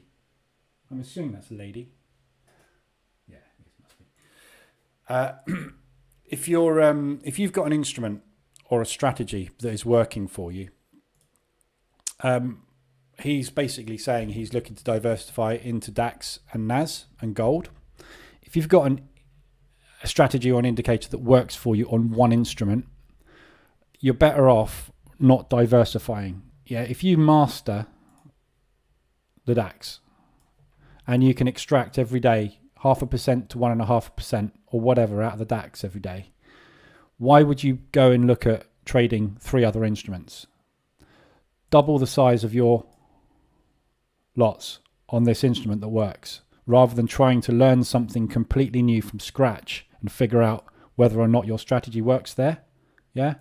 If I'm generating for 3 months, i.e. that's what I consider to be a consistent trader. If you can trade consistently for a quarter, if you can get 3 months in the bank where you're consistently profitable and you've generated 7% on average per month for those 3 months, double your lot size.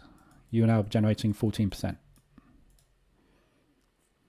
Why try and trade something else? Doesn't make sense. Yeah, instruments have indices specifically have a heartbeat. They have a way they trade. When you get used to the way that they trade, you get to be able to read them better and understand their intricacies, what they do at the open, what they do during the day, whether or not it looks like it's going to be a rotational day or a trend day. You only feel that by watching the thing constantly. If you've got to do that and it takes you 6 months to get in tune with that, it's going to take you 6 months to get in tune with another one, which is why I like trading these two together, because they're very, very similar. And the NAS and the S&P, very, very similar. Yeah, you trade one of these guys move very similarly. Gold moves completely different to everything else. So I'll believe it when I see it. Yeah, I'm with you, Trevor.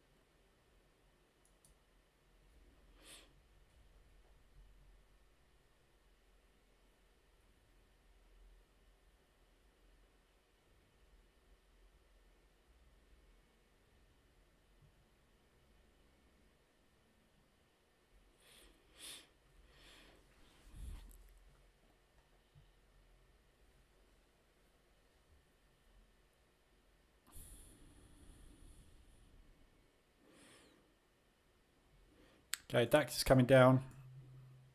Just breaking the 20 now. Trying to anyway. I'm not sure. I'm just going to cancel this pending off. I had a third position there. I'm not 100% convinced on this yet, so I'm not going to add another position into that. It's too much risk. I want to see it close that and get down, and then I'm just going to manage these two. I don't want to push it.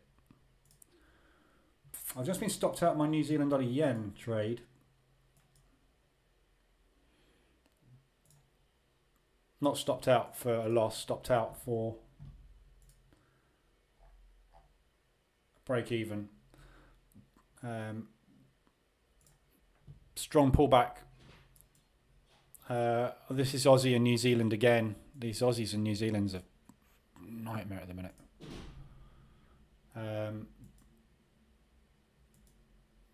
this yen weakness as well. Look, the yen's weakened again.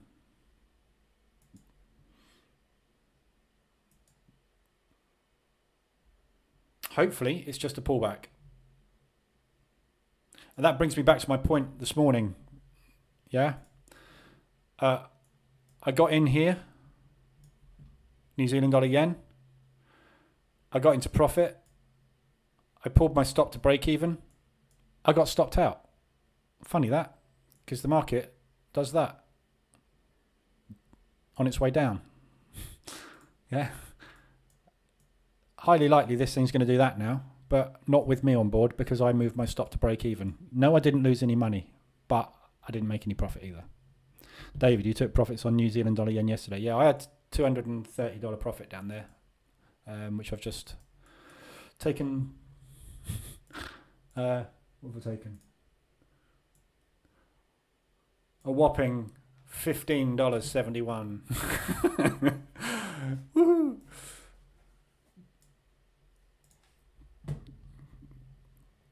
Break even stops. Kill you.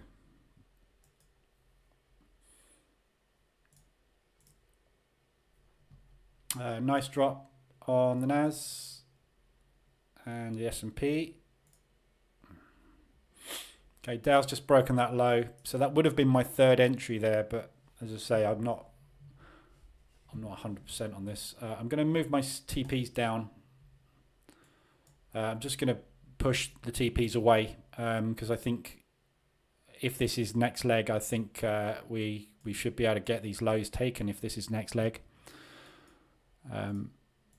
So I'm just going to keep pushing the TPs down, and I will scale out of one of these positions, assuming we can get down towards these lows, but I'm still not sold on it. There is a possibility, obviously, what we're seeing in play here is just a reversal leg for a new high to come up and retest. So not out of the woods yet on this, although the DAX is coming down fairly nice.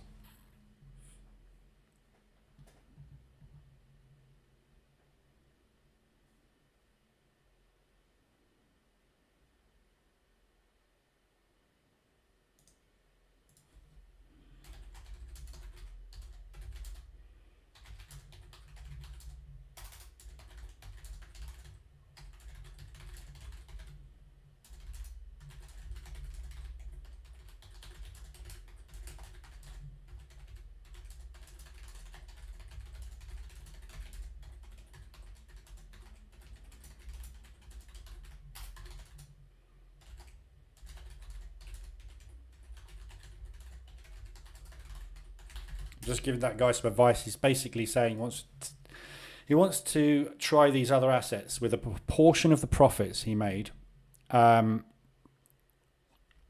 see if he can get the strategy working on these other instruments. Crazy. Don't use your profits to test a strategy. Demo them for 3 or 4 weeks on these other instruments. So if you're trading volatility 75 and you're making good money on it, don't take a portion of that money and put it onto another instrument. Use a demo account, do the same strategy on those other 2 instruments for 3 or 4 weeks and see if the strategy works. Let the strategy prove to you that the instruments that you're looking to trade are tradable. Don't waste money proving the opposite. All you're doing is, it's like taking an evaluation with a prop firm with no strategy and hitting the buy and the sell button, seeing if you can trade or not. Don't do that. Get a demo first. Prove to yourself you can trade. Then do an evaluation with a prop firm because that's going to cost you $300 or $400. Yeah. That's the good thing about FTMO. FTMO give you a trial so you can actually try to pass the evaluation before you pay to try and pass the evaluation. If you think about it, all prop firms are doing is they're paying, they're charging you for a demo account. Why do that? Why not just get a demo account and then pass the evaluation on a demo account and then take a trial? You've done it once, you can do it again.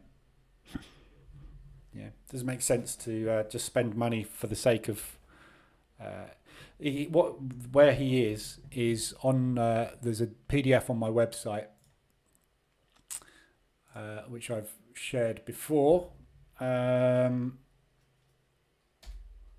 which is this one here.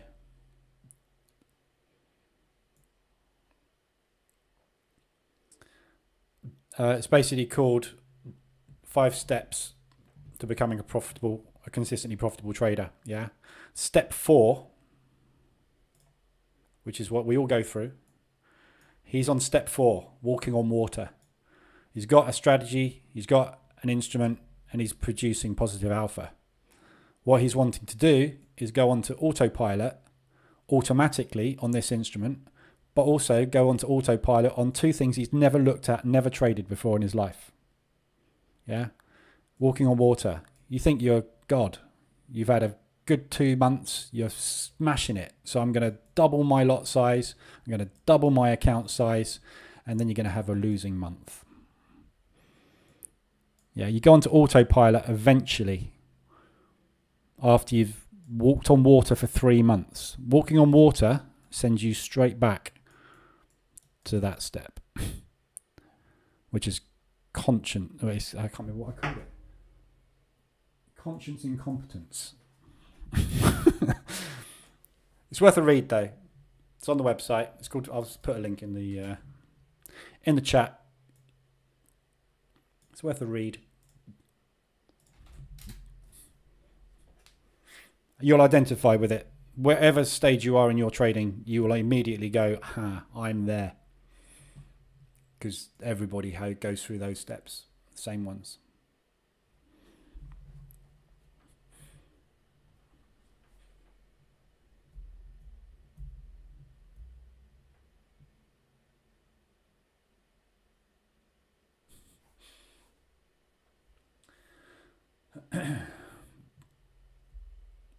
It's a bit of a slog this afternoon, isn't it? We are getting some decent selling pressure coming in on the DAX. All the indices look as if they want to go, but not going at the moment. We've got no news really catalyst this afternoon. We've had oil. Let's just see what oil did.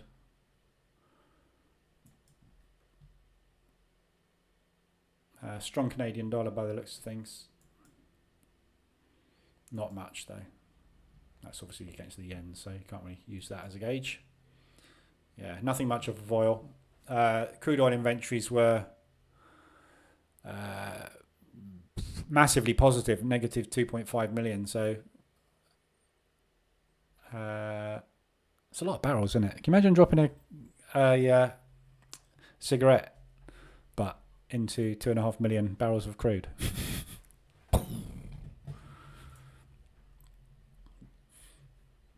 Now that would make the price of oil go up.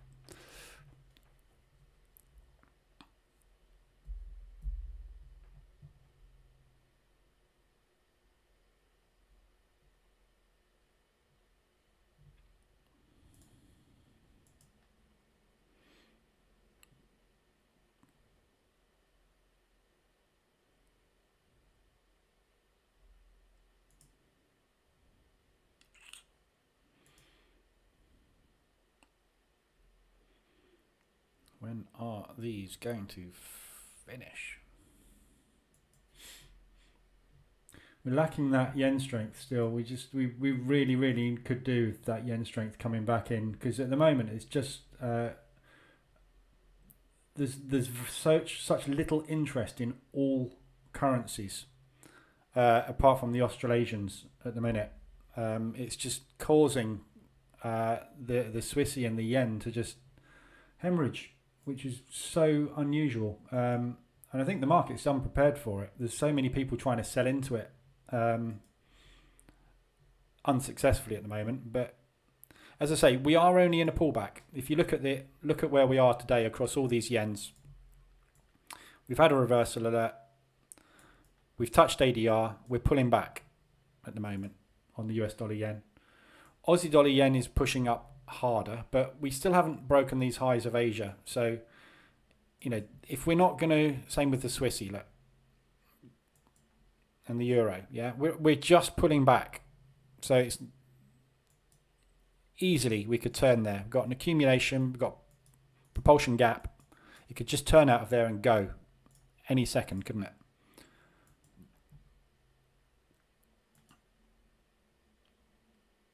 New Zealand dollar yen. So we've had a really good break down. We're just pulling back. We're roughly at 50% retracement on today's move. That's all. So this is just 50, 61.8 retracement. Potentially.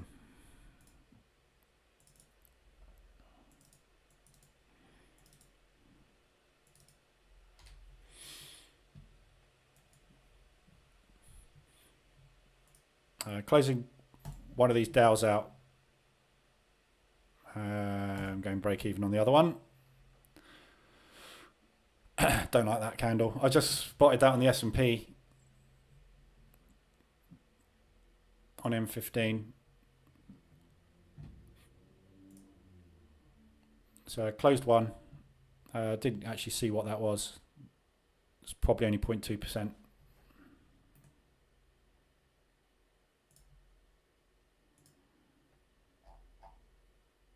That was hardly anything.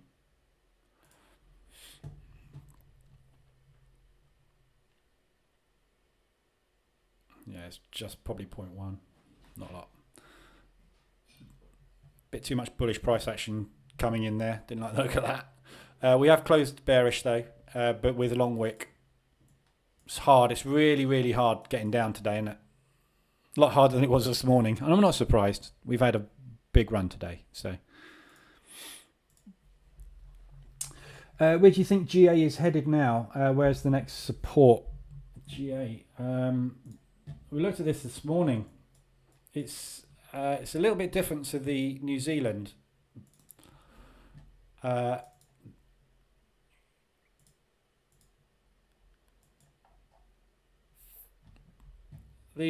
the levels we were initially looking at. You've got to go out to the daily.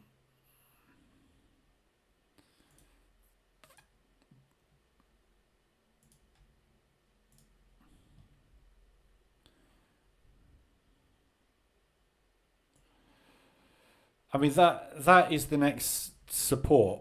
You can see obviously we got the bounce off of this support here. There is no support until we get back down to 174, 100. No real support.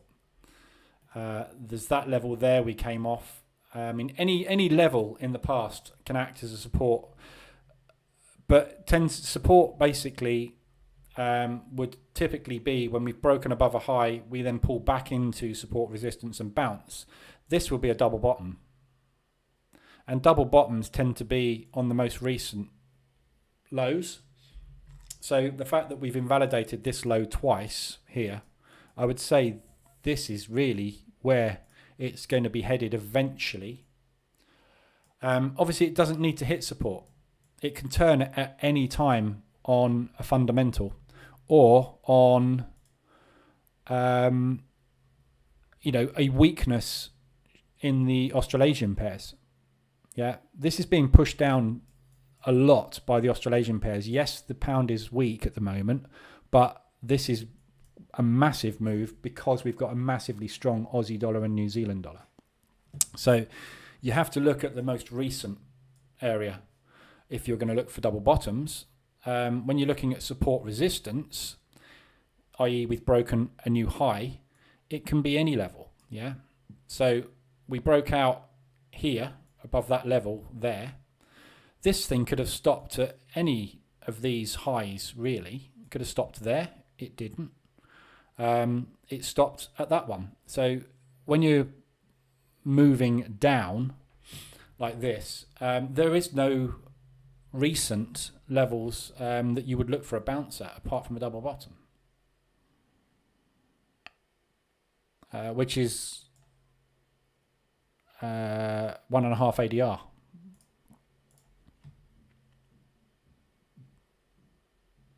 But I mean, the moves like this, I mean, you just look back here. They're so rare. These big collapses, and look, the whole thing V-shaped recovery. That was a one-day event. That wasn't really the case, but COVID. Yeah, this is COVID.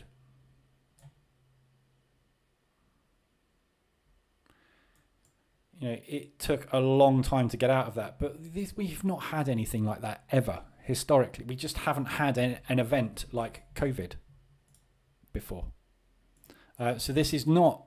This is the war. We haven't had a war that has completely strangled the financial sector, i.e., let's shut off the largest country in the world. We've never done that before. You can't, there's no precedent to say, where's this going to go? Where's it likely to bounce? It couldn't tell you. It could flip today, put a bullish engulfing in and fly up to there next week. Really, really no idea. No one can forecast what's going to happen with anything at the minute. But what you will find is there will be orders down there, as there were orders there. And you'll get some reaction. We didn't get the reaction here. That was the opportunity. The opportunity for aggressive drawdown control was that. That's the next opportunity for aggressive drawdown control if it continues bearish.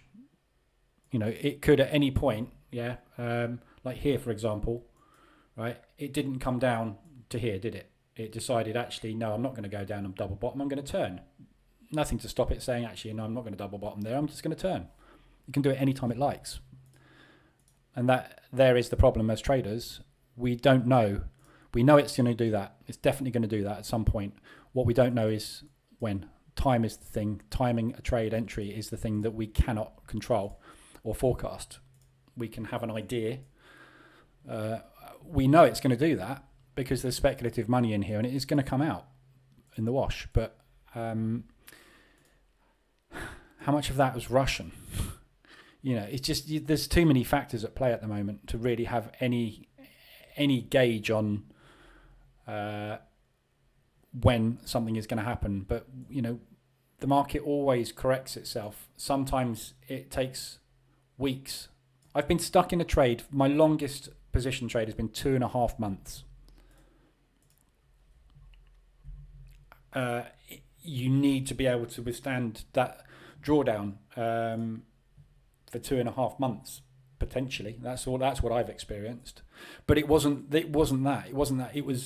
It was more like that. And then it was a washout. Whereas this is a catastrophic drop.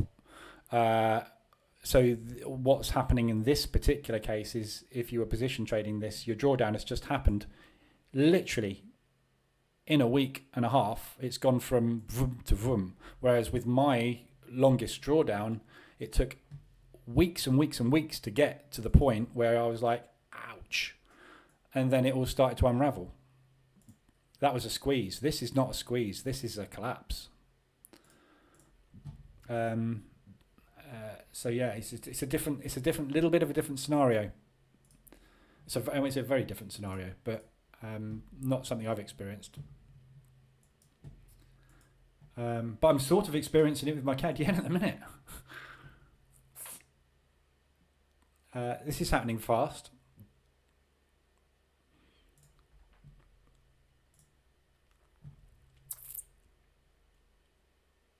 I'm still in my position on this, which I took this morning. Back to break even on it now. Well, not my stop's up here somewhere. So all unravelled.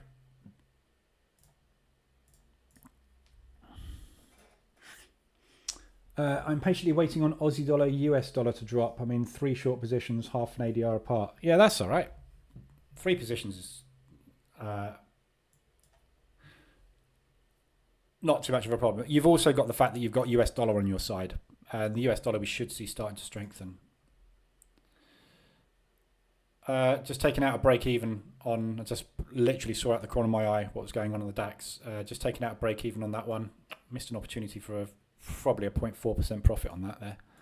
This is tricky this afternoon. I don't like this. I've made 0.1 on that.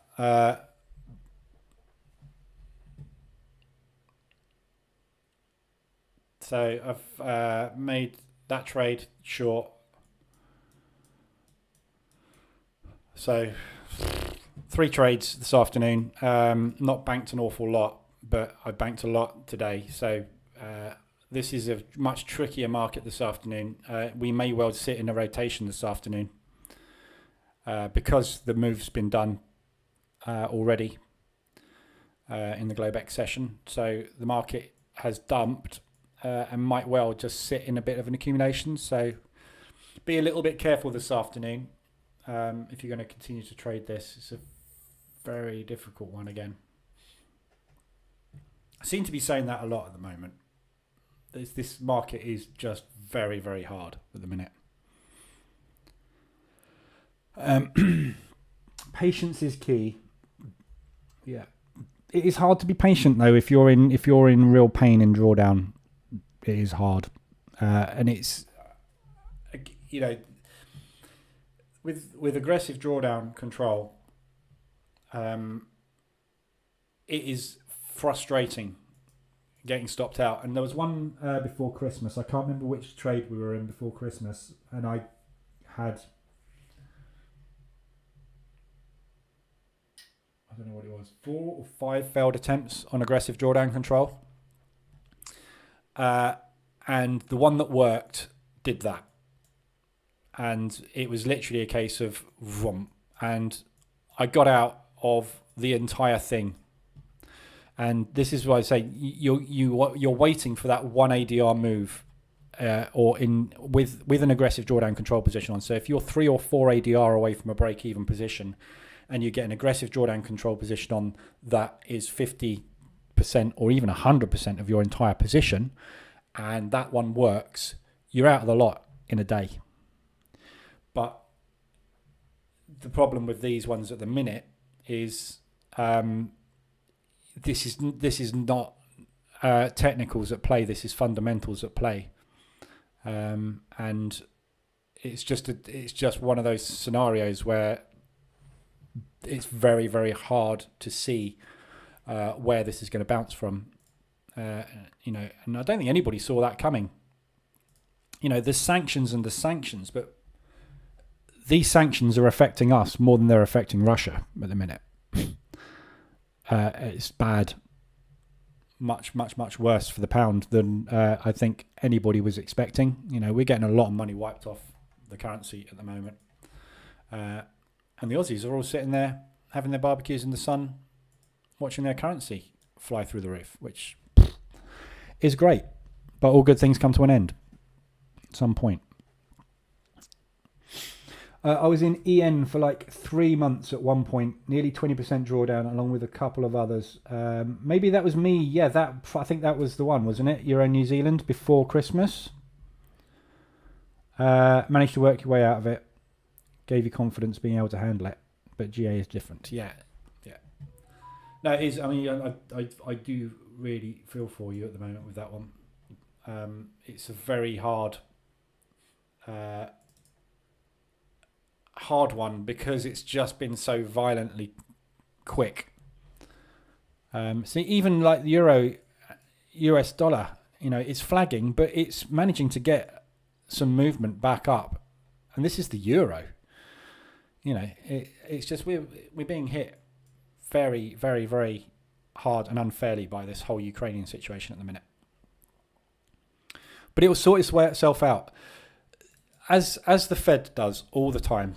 The Bank of England will step in if there's too much devaluation. The Bank of England will step in and they will do something about it, whether it be short term or long term. Something will be done about it, and something, Bailey could come out any day and say, you know what? We're not having this, and something will change, and you'll just get literally 4, 5, 6 days solid up. Look at the S&P. You'll get one of these. You'll go like, boom, and it'll do that, and you'll be like, wow, all undone. You can never tell when that's going to happen. But it will happen, The pound and Aussie is not going down forever. It's not going to do that. Right, I'm going to call it a day there on this market because we've pulled back a little bit. I get the feeling today we're going to sort of sit around that sort of thing, being a horrible, choppy nightmare, trying to squeeze money out of highs and lows. So potentially, if you get up there, short it. If you get down there, long it type scenario. Very difficult to trade because you've got to be buying as the market's falling down to there, and you've got to be selling as the market's flying up to there, ready to get in. Otherwise, if you get in on a bearish engulfing there, you don't get enough movement. So it's going to be quite a tricky one potentially this afternoon. Might be wrong. At the moment, anything can happen, can't it? So we could get a big old bearish engulfing forming across all these indices this afternoon, but we have had a decent day. We've got the bearish engulfing on the DAX. I still think we're coming here. So again, tomorrow I'll still be looking for shorts on this thing at the open. If we do gap up, I'll be looking to play the gap fills tomorrow. This thing for me at the moment is the safest instrument out there. I'm making the vast majority of my money out of this thing at the minute. It's orderly and it seems to just be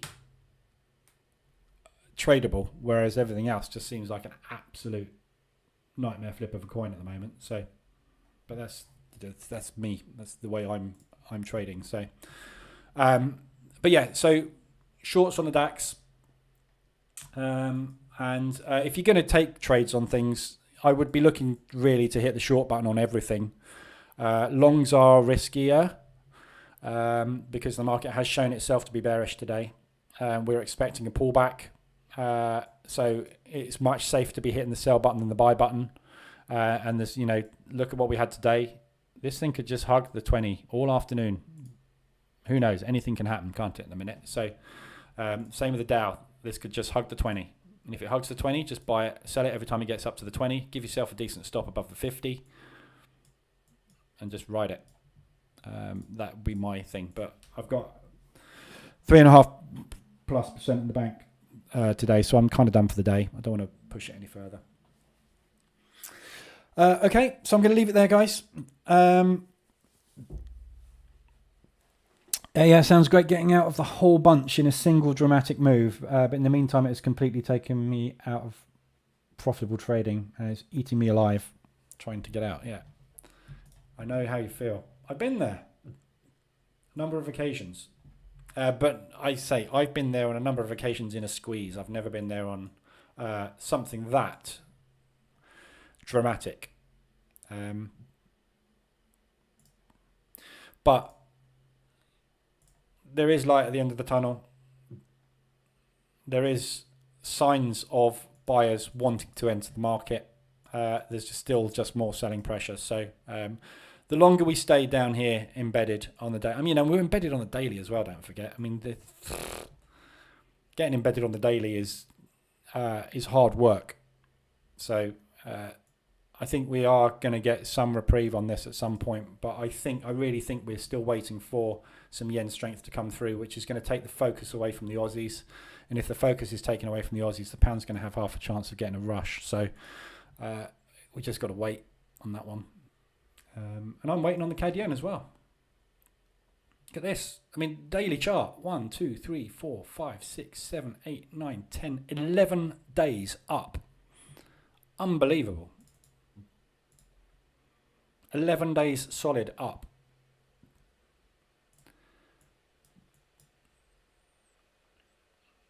It does come back down again. You're going to get these pullbacks. Aggressive position. 5 days on the drop. Done.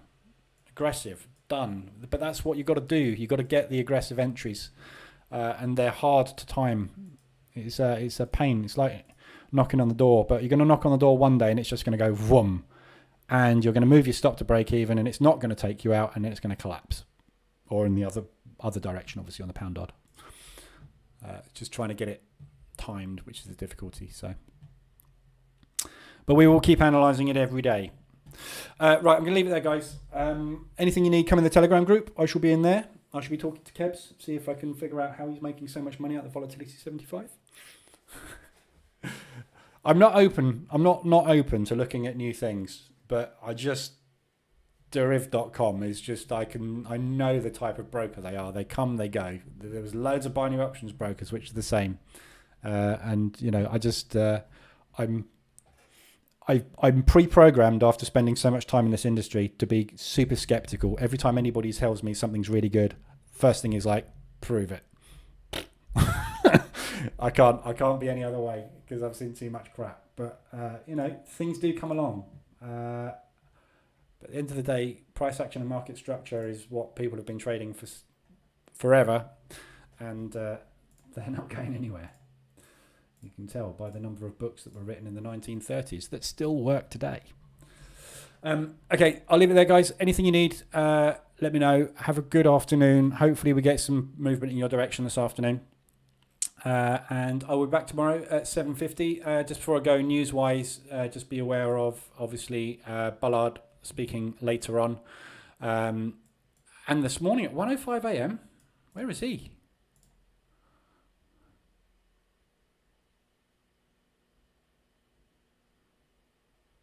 What?